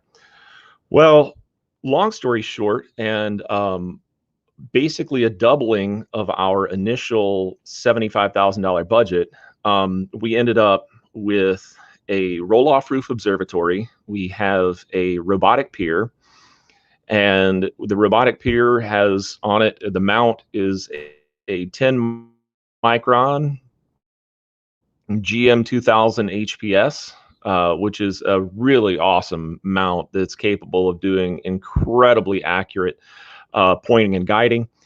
And on it, we actually have an LX850 now, the LX850 OTA, and it's a 12-inch telescope. It's not massive, but it's certainly capable. And on that, we have a whole host of different instruments. So we have an H-alpha telescope that's piggybacked on there. We have a 12-position filter wheel. We have photometric filters. We have broadband and narrowband optical filters. We have H-alpha, H-bravo, and or H-beta, pardon. And I forget what else. We also have a planetary. We also have a planetary photo packet, an instrument packet, and that has special cameras and filters for doing planetary work. So seeing the kids and interacting with the kids on a school district level, and basically seeing that what went into executing the project. Then we just decided, hey, it worked here. We have a good blueprint. We have something that's functional. We have something that works. We understand how to integrate it into the school. And if it can be done here, then it can be done anywhere. The entry level, I mean, as far as the price point, is remarkably low. If you consider $150,000, we're right at the $150,000-$160,000 mark on this particular project. And if you consider the fact that basically we repurposed a room inside of the school that was, it was an old computer lab. We did a remodel on it. Now we have 7 individual workstations, each with a 45-inch 4K and 2 computer monitors. And students can work collaboratively to take data and process it and work with it. We're still in the midst of getting that fully operational. Obviously, COVID-19 has been a huge impediment to that, as it were. But we are working to get that integrated fully into the observatory itself, which actually sits further out on the property. And then back to the hands-on aspect, which is something that I'm absolutely adamant about, is we have the ability, we can take those instrument packets, those instrument sets off of the telescope and actually do just good old-fashioned visual astronomy. So there's a lot to be had in visual astronomy. Obviously, the bones of astronomy, the whole backbones, the shoulders on which we stand on these days, was founded on simple visual observation of what's going on above us. So there's a lot to be had in that from the historical aspect, and we obviously want to maintain that.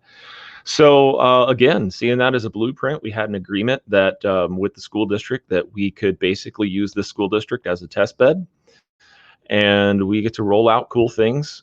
We have a meteorite lab where we get to slice meteorites and look at them under microscopes, talk about different compositions. We also work with a couple of people who process meteorites, so we actually get the cuttings from the meteorite processing, and we utilize that in an interplanetary agriculture unit.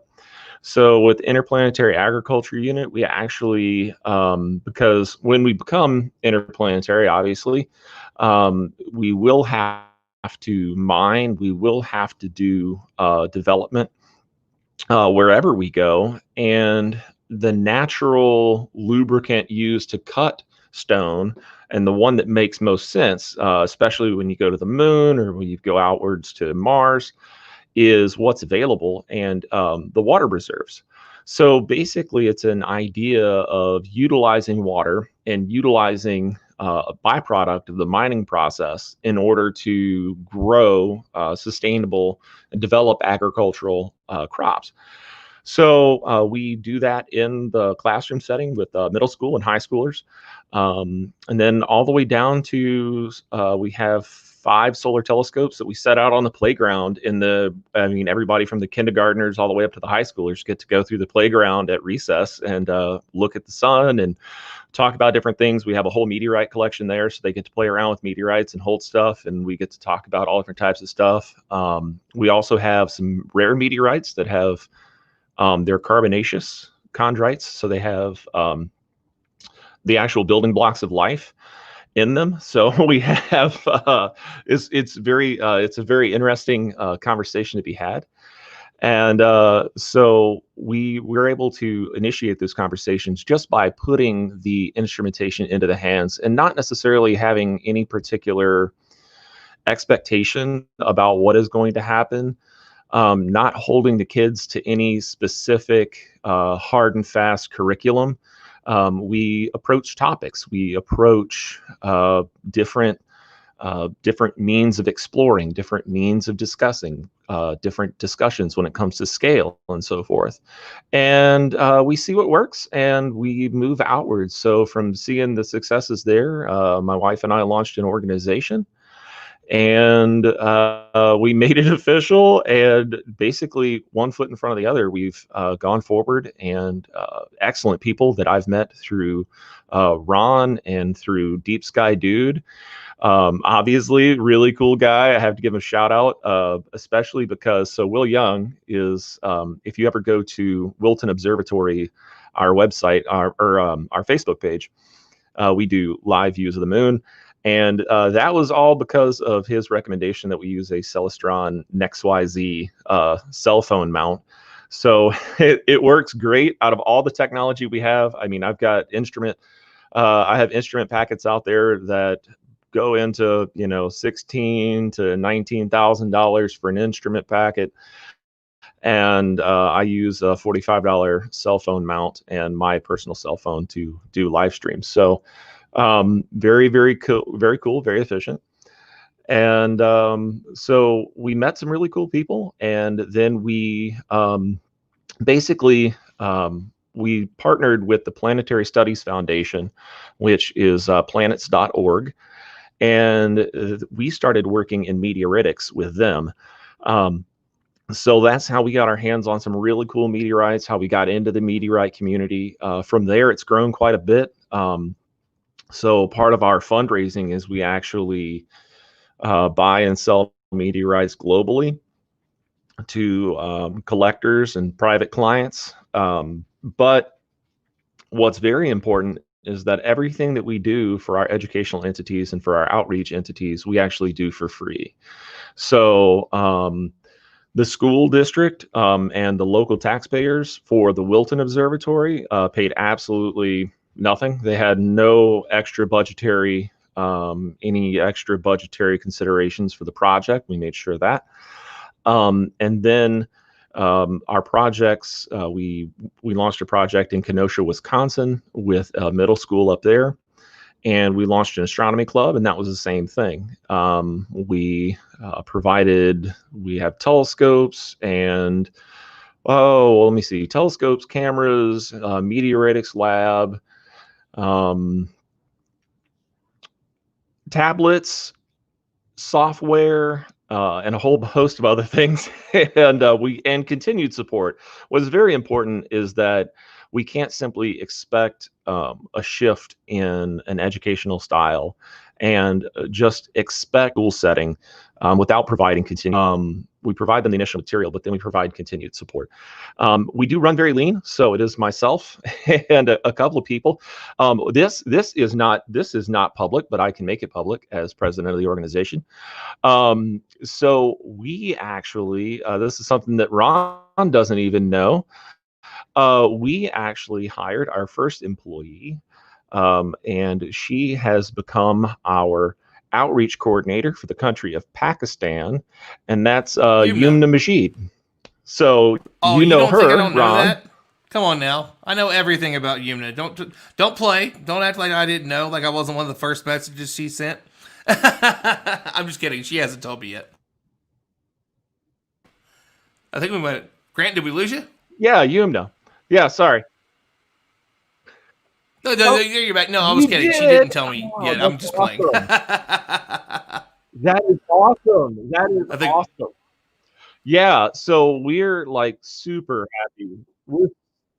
No, I'm here. Oh, you have a super delay. You're like 2 minutes behind. No, we're really glad to have her on the team, and so with her, we partnered with her organization, which is. I think we're losing you, Grant. You're kind of going in and out there. So we'll give Grant just a moment here, so that way he can kind of hop back in, and we'll wrap that up. We'll wrap up the conversation here in a few. I'll kind of ping around with some other people, and we'll get back in with you here in just a moment. I think it's just a little bit of delay. I think it'll be fine here in just a few minutes, but as we only have about a half an hour left, I do kind of want to touch on a few other things real quick. Again, second hour, I always kind of like to talk about how this connects us, and that's Grant's story absolutely, ties into this. I want to talk a little bit about about Rachel's story, and like we mentioned a little bit earlier, is that we both had that similar connection that we sat down and we watched this TV show. Okay, so I guess I'll ask this first, Rachel. Were you planning on watching the show, or did it just happen? Okay, so that's exactly what happened with me. I wasn't planning on watching it, and it just kind of came out of nowhere, and I was super stoked about that. So I want to go to your story in just a moment, but we have something that somebody shared with us over on the Twitch channel, and this comes from. Let me find it here. This is from. Where's her name at? Her name. It's NShe Pro, NSHE Pro, and it is a flyover of Arecibo that they shared, and I'm not sure if it is. So feel free to share your name on the Clear Skies Network and let me know, so that way I can give you proper credit here. But I want to bring this up real quick. This is an awesome video. So here we go, and check out this flyover.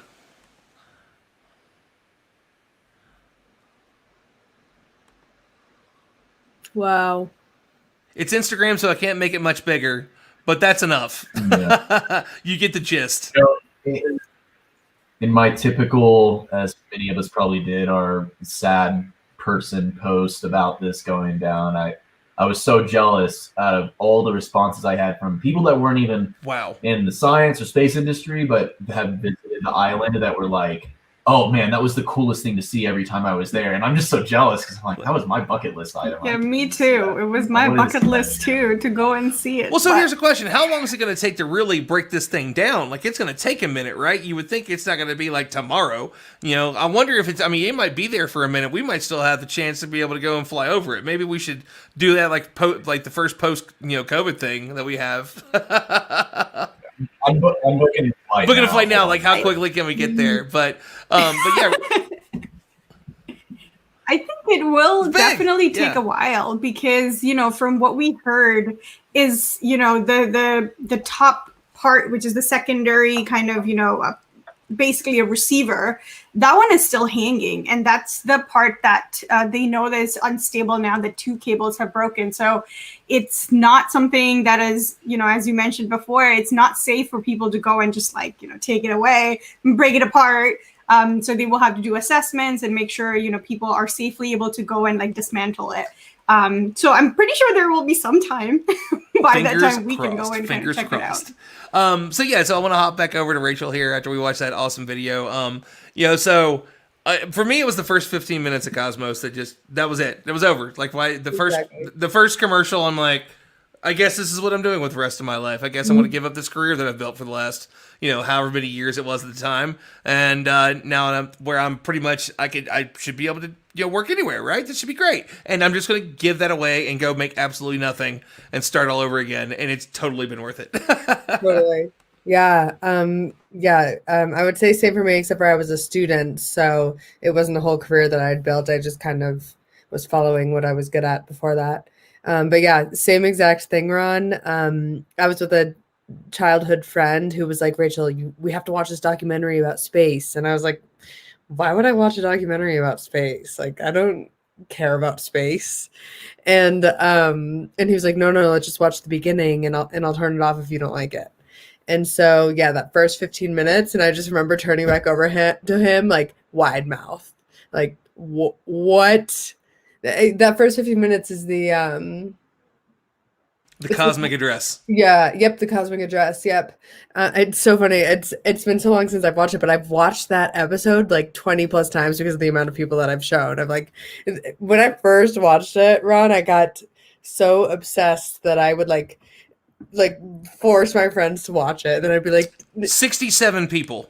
When I stopped counting. 67. Like, I counted every single person I made sit and watch. Like, sit down, watch this. We're going to partake of something that's legal here in Colorado. And after this is done, you'll understand why I can't wait to get it, like, out of the DJ booth. I know you think I have the dream job, but I'm done. Yep. I'm out in space. Let's go. Exactly.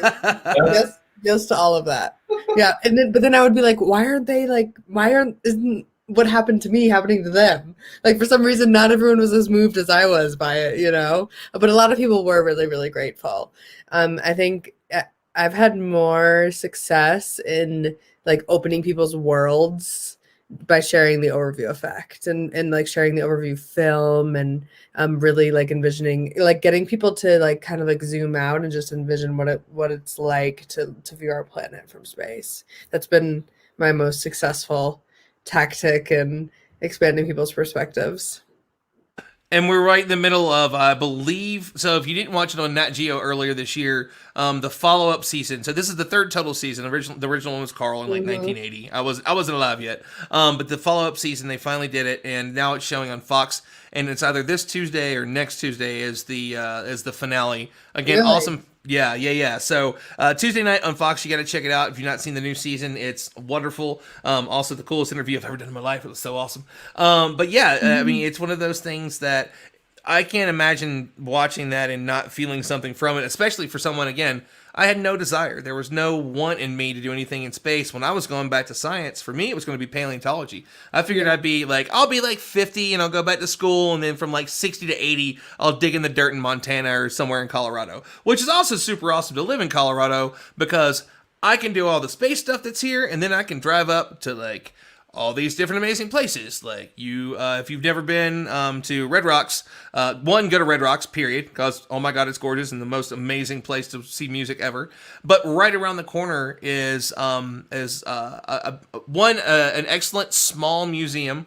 And then there's also they'll take you on a tour, and you get to see these different places where you can see fossils like still in the side of the rocks, and it's very similar to here. An hour north of us in Colorado Springs is I think it's Winter Park, and they have a dinosaur resource center. And in that place, there are paleontologists and the cast makers that are creating casts for museums all over the world because there's so many different types of extinct life here. So you have every sort of science, which is just awesome to live in Colorado. But I mean, you can hop in a car from any major city in Denver and Boulder and Colorado Springs, and we still have pretty clear skies, but you can see the Milky Way. You can see a star full of ghosts, a sky full of ghosts, right? And it's just an incredible thing. Cosmos did it for me. I know it did it for different people in different ways. And I know it was something that was important for you, Rachel. And now with what you guys are doing with you folks are doing with Space for Humanity, it's pretty incredible.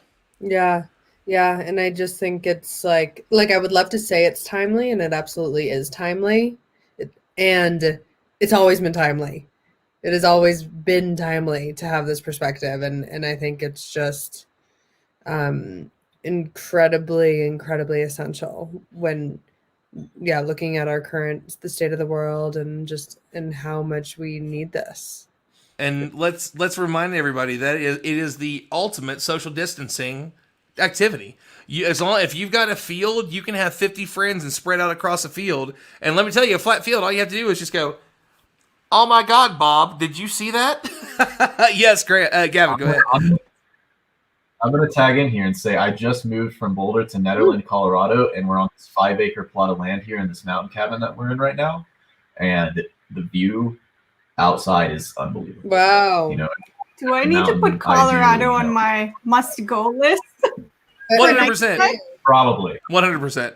Yeah. I mean, it's so one of the things that we do with the Colorado Springs Astronomical Society is every year it's the Rocky Mountain Star Stare, and there's always great guests that come out, and it's a full week thing. And CS Astro period is just an amazing group of people. There is more than a few actual astronomy professors. They teach at the local colleges, the community college, university, the whole shebang. There are many very expensive telescope. I think there's the highest one is somewhere like a $10,000 something plus dollar telescope that's brought out. We have amazing guests. This year was supposed to be Leonard David and oh my God, I'm blanking on his name right now.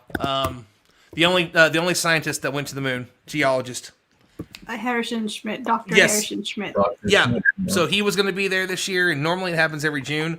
But yeah, so if you are part of this astronomical society, you have the ability to join us, and you can go to Gardner, which is where there's like 30 some acres of clear, dark skies, and you can just camp out there whenever you want to. if you're part of it. And it's like $50 a year to be a part, not including the meetings and the the star parties and everything else we do.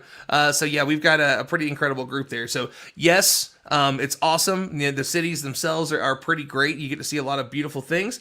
And then on top of that, we also have, just awesome dark skies, and there are telescopes everywhere and science everywhere. So it's pretty amazing to live here in Colorado. I'll say that. And Gavin, obviously you've got a pretty awesome story, and one that I definitely want to share before we wrap up tonight. So, not only this is something I've noticed amongst many people. Actually, one of the reasons that Rachel wasn't able to come last week, because she had just got done hiking. Everybody here they're outdoorsy, and I have been shocked to find how many scientists, and especially people that are in space.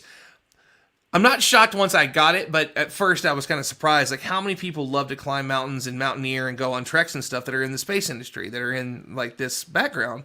But it just makes sense. Like, we all want to go explore these other planets, and we have the other one that's teeming with life and different, from the mountains to the seas and everything else. Why would we not want to explore this one, right? So, Rachel, I think you want to hop in there before I do. Yes, I do. You got me excited, Ron. Yeah, okay, so there's lots of patterns I notice in the space sector in terms of the kinds of people that come in. I also think, Ron, that our data set, living in Colorado, it's like our data set includes people who live in Colorado, which is like a lot of people who spend a lot of time outside.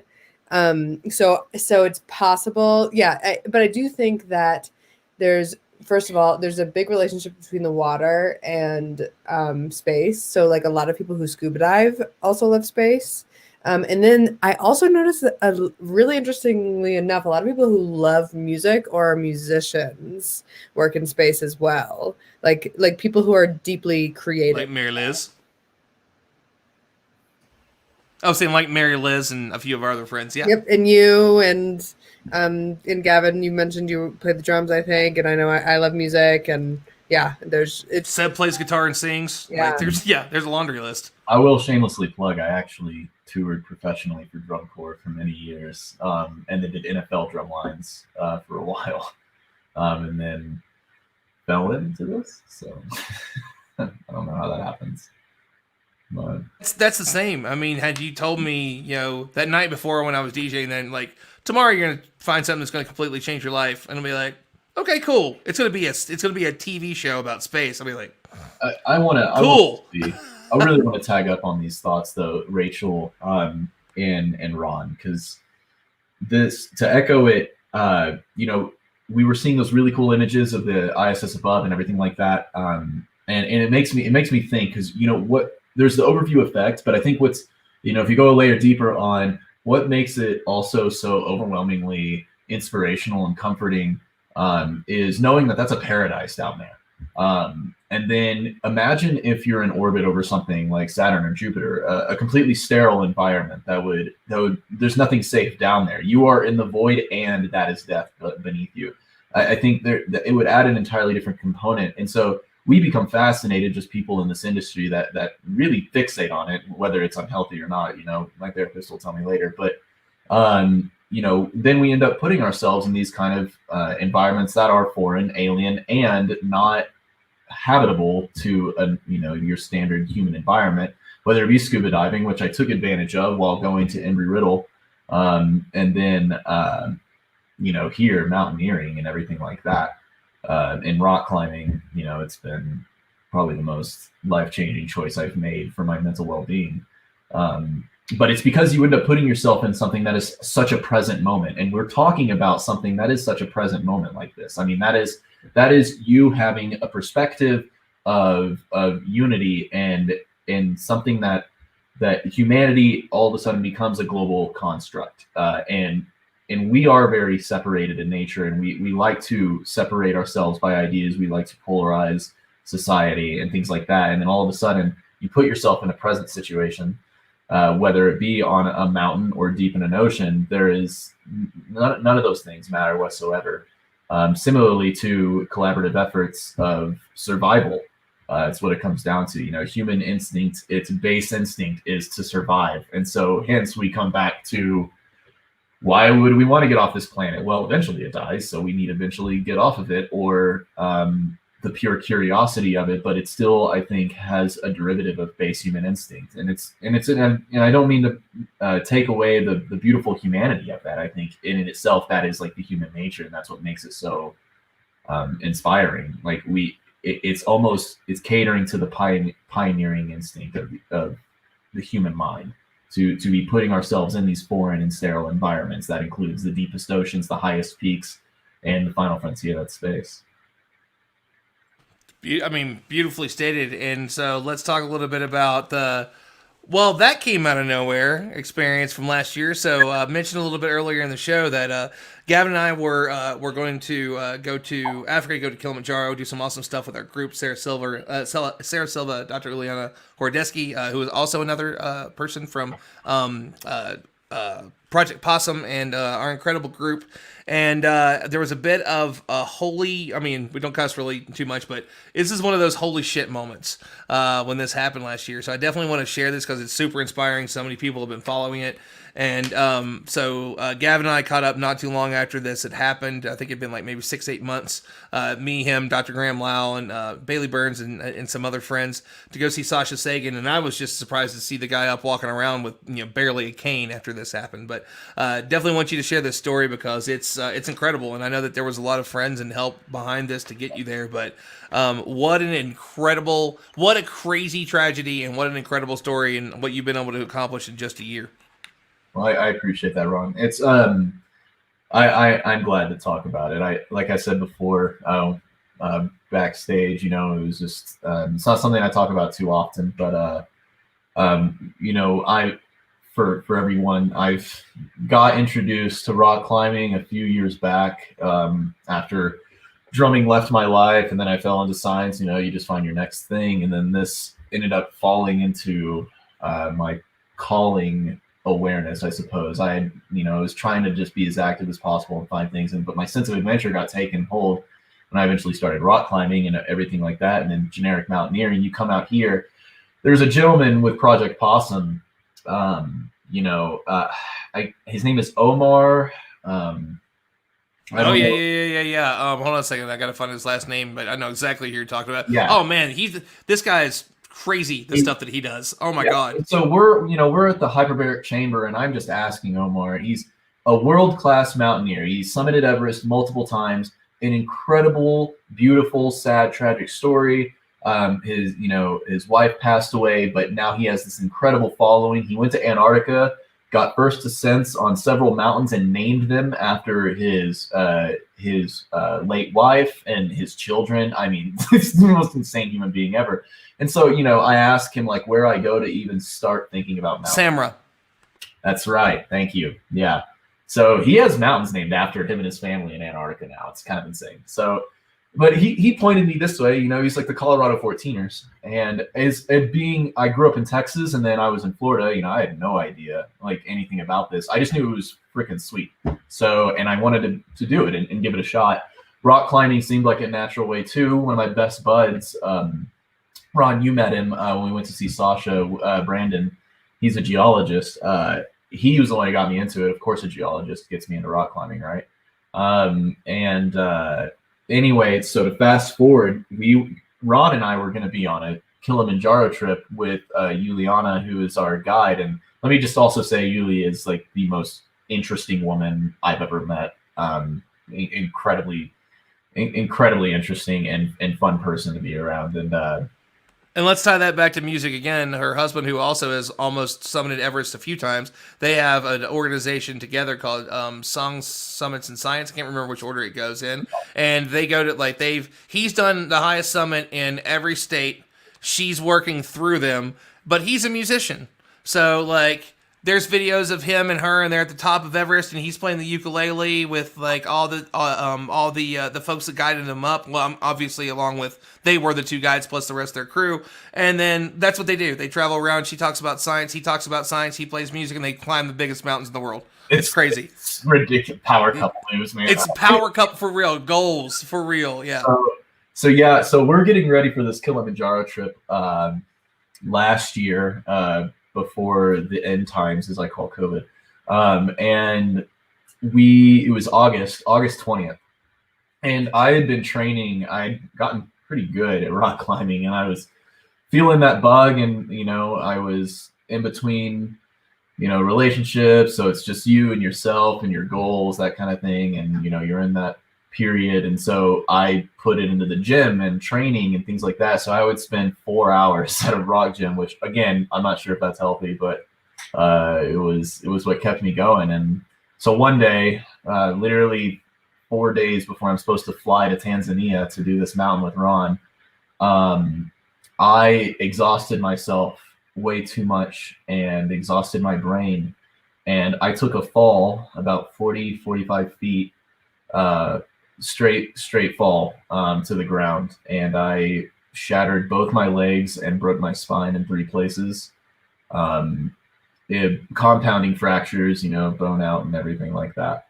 And I, was immediately rushed to the hospital, and they had to call in some special surgeons to try and, save my right leg. It was worse than my left. And I had a surgeon tell me to my face after, I'd already been in the hospital for a week and we'd done a couple surgeries. And he tells me in my completely drugged up state, he goes, "I can't do this. I'm not good enough. I need to call somebody in." And, I'm just like, okay. And the guy comes in and he tells me he's like either going to take the foot or he's going to fuse it. So I ended up, not wanting them to cut my leg off, go figure.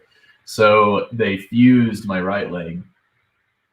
So my ankle doesn't turn like this or anything. It has a little bit of up-down motion, some dorsiflexion and plantar flexion, but it can't do any of this. It's one solid bone now and bone graft because it was essentially destroyed. And even with my spine breaks and all of that, I did that break August 20th, and then I believe it was March that I summited my first mountain after that. I did a winter ascent of Quandary Peak. It was chilly. It was really cold. But I rapid recovered as fast as I possibly could. My surgeon told me I would never run again and I would never climb again. I don't know if they have to tell you that, but I pretty much gave him the middle finger and did it within 6 months. And then I was still toying with the idea of amputation and everything, just because of pain, and it's a very constant battle that I deal with. But even now, I mean, I can run again. I can, albeit I have to do it intelligently and not overexert myself and damage myself. And I'm climbing mountains. So I'm actually leading a small group on an expedition for Challenger Point, which is a 14er in the Sangre Cristo mountain range. And we're planning to do a winter ascent summit on January 28th in honor of the Challenger disaster. And we're going to be going up a couloir, so it's going to be really fun. I mean, that's a pretty incredible story to kind of tie it into how you said you got into space to begin with, which was the tragedy of Challenger, and then to take your tragedy and kind of turn that back around. And with oh, I'm sorry, Columbia. My fault. That was 2 hours ago. We had a lot of stories. My fault. I wasn't born yet for Challenger. I'm a young lad, so. But yeah, no, still being. I mean, the shuttle was my inspiration as a kid. So, and I didn't even realize that Challenger I didn't realize it was named for that event until, of course, Juliana and Ricardo post about them doing the mountain, and there's an image of the plaque that is on top of the mountain at the peak, normally where they do the geological survey medallion, and it talks about those who risk their lives in order to further humankind, and it's just I thought it was beautiful, but yeah, sometimes I don't even realize it anymore, and my surgeons are more or less surprised at what I'm currently accomplishing. So, a truly incredible story, man, and I appreciate you sharing that with us. And I know everybody here has a bit of that story. And as we kind of wrap up here before we do the giveaway, I want to talk to Parshti about her story and kind of how she got into this. And for folks that are unaware, space in India is a pretty big thing.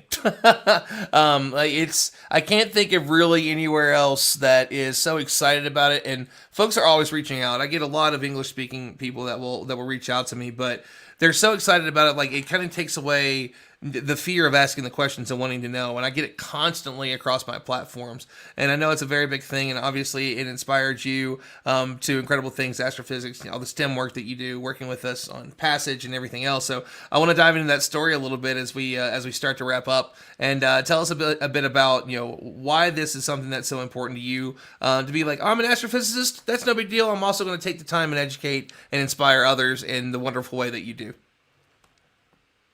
Yeah, when I was actually growing up, I had variety of interests. Space wasn't something that I was thinking about. I was interested in almost everything that was presented to me. But I got interested, I learned a lot about sky and galaxy. I couldn't really see. I was born and brought up in Ahmedabad, which is a very polluted city, and I saw the stars, some constellations and moon, and sometimes planets, but I never thought about anything doing something related to that until I got to go to a planetarium, and I saw what the night sky was offering. If there was no pollution, this is what I would see. I was just blown away by that.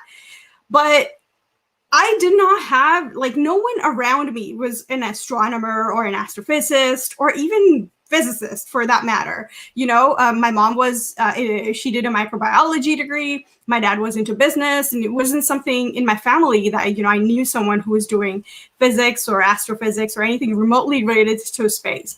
And so, anytime I would have any questions, my mom would always get me books. And so that became kind of my source of inspiration. And this is also when I did have computers. There were no laptops. I did have computers, but very, very, the dial-up modem kind of era. So not really using internet to get all that information. So I always try to find people, and ask them questions. And so I would ask my teachers, and they weren't really that into space or, that being an option for people. And so, for me, the only real thing I could do was actually look up NASA, other places that were doing something like this. And, I'm glad that Columbia was brought up. Columbia, Kalpana Chawla was one of the astronauts on it. And she was, one of those people who looked like me and was doing something closely related to. She was doing, she was an astronaut. She was doing something related to space. I didn't have anyone around me who was doing anything related to space. So she kind of became my role model, being like, oh my God, if she can do it. She went from an engineering college in India to, getting a PhD in US and then becoming an astronaut. I was like, oh, I could do that too, So she was kind of that inspiration that, you can do whatever you want, even if you're an Indian girl. And, another thing which really was hard for me to kind of explain my family that, I want to move abroad to study astronomy. And it's not something that's very common.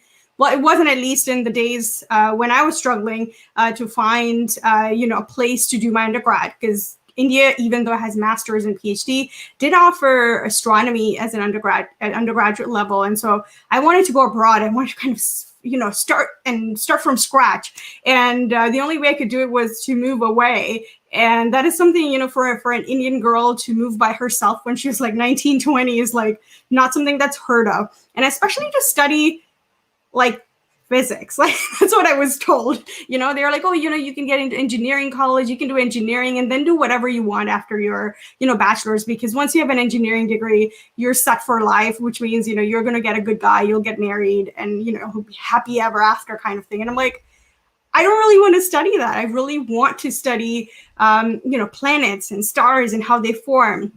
And so I really had to struggle and find, actually had to go on hunger strike, which is so funny. It sounds so funny right now. I'm so stubborn about what I want that I ended up kind of going on a hunger strike and convinced my parents that this is really what I wanted to do.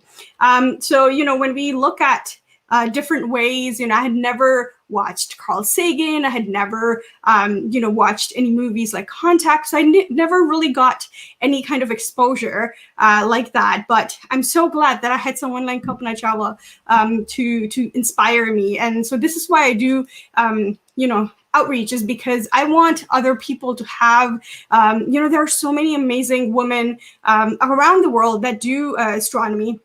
that look like me, that can look like you. And so I want to give them those role models and give them those opportunities to get inspired to do, astronomy or whatever else they want to do in their life.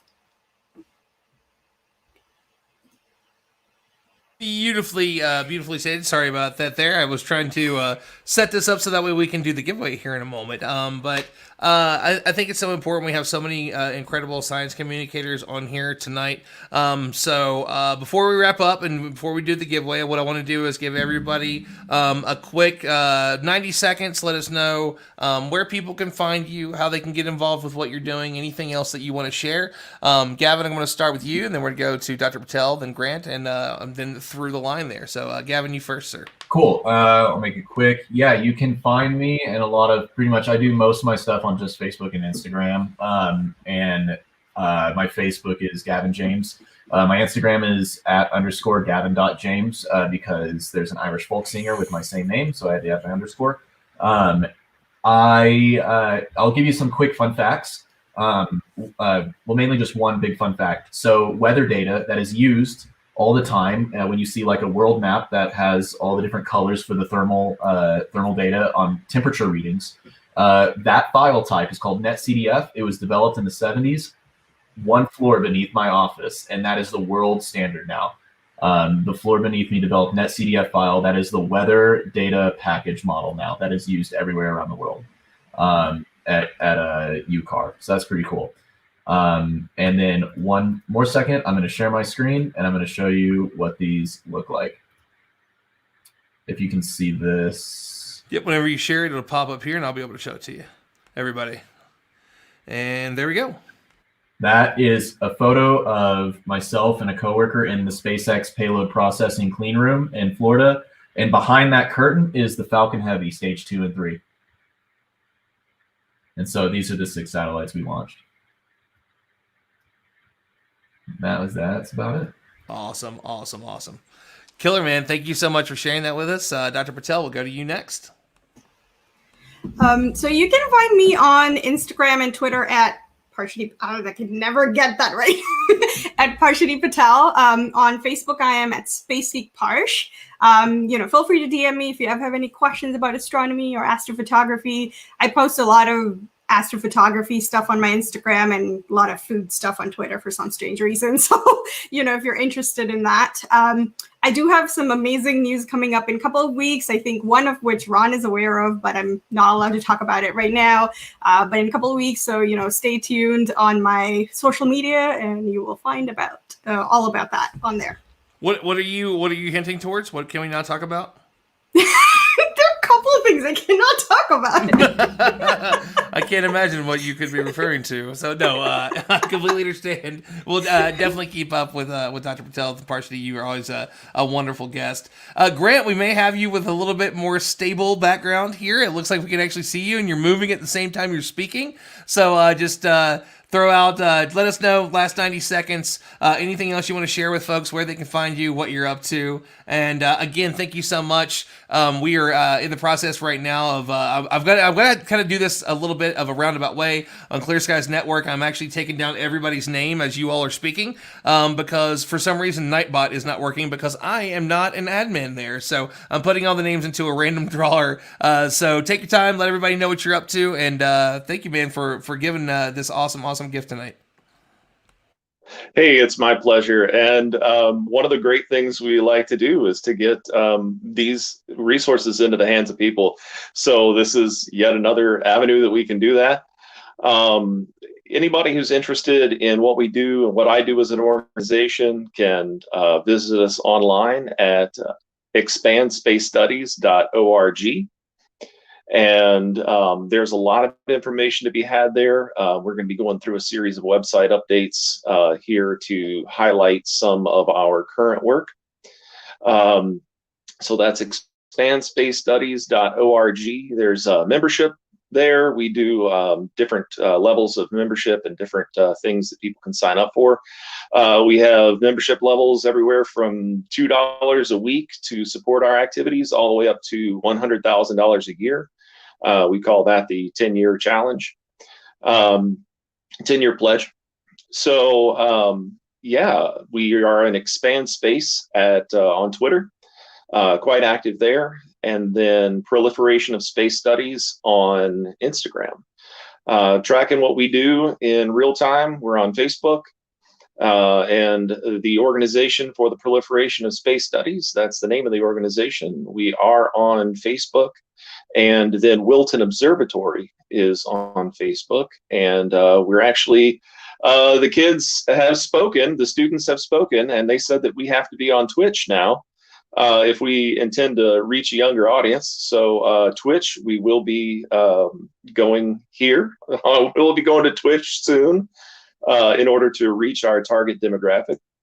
But yeah, anybody who is an educator who wants to include meteoritics, who wants to include space in whatever the curriculum is they have, feel free to reach out to us on any of the platforms. And we are always looking for new people and new avenues. And we are global, so it does not matter where in the world you are. Awesome stuff. And we do have a winner, so we're going to announce that officially here on all the channels in just a moment. But we're going to go to our last two folks tonight. Liam, let everybody know where they can find you, what you're up to, how they can get one of these ISS aboves. They can even build it on their own. You even give them all the breakdowns if they want to do it that way. So please share with us. You are muted, sir.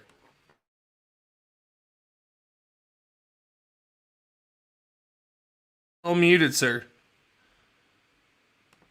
There we go. I unmuted you. No. I got you. Yeah. I got you. You're good. Go ahead. That was not on my side. Right. Oh, it was on your side. We both can do it, but it's fine. We got you. Go. Oh, yeah. Hands off. Me. I didn't mute myself. So, right. Okay, I got it. Yeah, sorry for however that happened. Yeah, hi all. Liam, check out www.issabove.com. Yes, it is a Raspberry Pi system that I've got running here, so you can go onto my website. You can purchase the download image if that's how you do things, but you can order a complete unit. I've shipped over 3,500 of them all around the world. They're in schools and science centers, in private homes, and in the next couple of months, I hope to be able to announce something else that is pretty amazing to do with getting my own camera system on the International Space Station. I guess I've sort of pre-mentioned that, but that's where I'm going. UHD video on the space station. Come and join me at issabove.com. My email is liam@issabove.com. So come and connect with me, and we'll help get these amazing views. This is a recording of, by the way, lightning from the space first station. I didn't know if your chair was coming back into view again, too. I'm like, is that a thing that's happening? Or is that like you, as you're moving, the chair's coming in? But no, that is, man, that's gorgeous. Oh, that's absolutely beautiful. And what a perfect segue, because, Liam, right. I know that you sponsor, do a lot of great things with Space for Humanity. Again, another awesome Colorado organization here. So, Rachel, we'll give it over to you. You all have been busy, from live streams to the launches to all the live stuff that you're doing on, I've seen Instagram with you speaking to folks like Ron Guerin. You've been up to a whole lot of stuff. So, share with everybody what you're up to, where people can find you, your personal page is Space for Humanity, and how people will be able to enter for the coming round, because it's wrapped up right now, but there's a new one on the way. So yeah, let everybody know. Yep. Okay, well, I'll start with that then, because that's the most fun stuff. So I don't know if I mentioned actually, but we take people apply to our program on our website. So we've had almost 4,000 people apply from 100 plus countries and nations, all applying to go and have this experience of going to space and using that experience to make a difference. So yeah, their applications are closed right now, and we won't be reopening until at least next year. Could be later, but you can, if you go to our website, just put your email on the email list, then you'll get an email to let you know when we do reopen those. And in the meantime, we're just working to share this perspective with people. We say to space for Earth. We're doing all of this for Earth. So if you guys want to learn more about what we're doing, learn more about the amazing people behind our mission, we have a lot of events. Yeah, we've had launch parties. I'm right now working in partnership with Ron Garrett and doing an overview experience event. And so the goal with that is that everyone just walks out with a deepened understanding and connection to our earth and to each other, and an understanding of the overview effect. That's happening next month. We haven't gone live with it yet, but if you put your email on our email list on the website, then you guys will know about it very soon. And then, yeah, follow us on Instagram or all the other social media channels. It is Instagram's our best one, though, at Space Humanity. And then my personal is at space_. Awesome stuff. So I want to thank everybody for coming on tonight. And we do have an official winner over on twitch.tv/Clear Skies Network. And that is Manic Foreman. I'm hoping that the name Manik is Manic. If not, I'm sorry, but if it is, awesome name. Oh my God. That is super cool. I've been having to go through life with that and be like, I'm Manic. You're what? That's a great name. So congratulations to them. Grant, I want to get your email. I'm pretty sure that I still have it. And that is the super cool thing that they, if you want to hold that up so that way you can see what you're winning. So together it is Moon to Mars. So it's a little piece of the moon, a little piece of Mars, a little piece of space that's going out to you tonight. And again, Grant, thank you so much for being so generous and with all the work that you do. Everybody on this panel, you're all up to incredible things. I can't thank you enough for being on. And again, don't forget, we do this every single Saturday night, 8 p.m. Mountain Time. I know some people that can be difficult to keep up with, but it's not too difficult. Just, you can Google it and find out. But we always appreciate everyone joining us. We went a little late this evening. Thank you all for coming in, saying hi, and we will see you all next week. Thank you so much.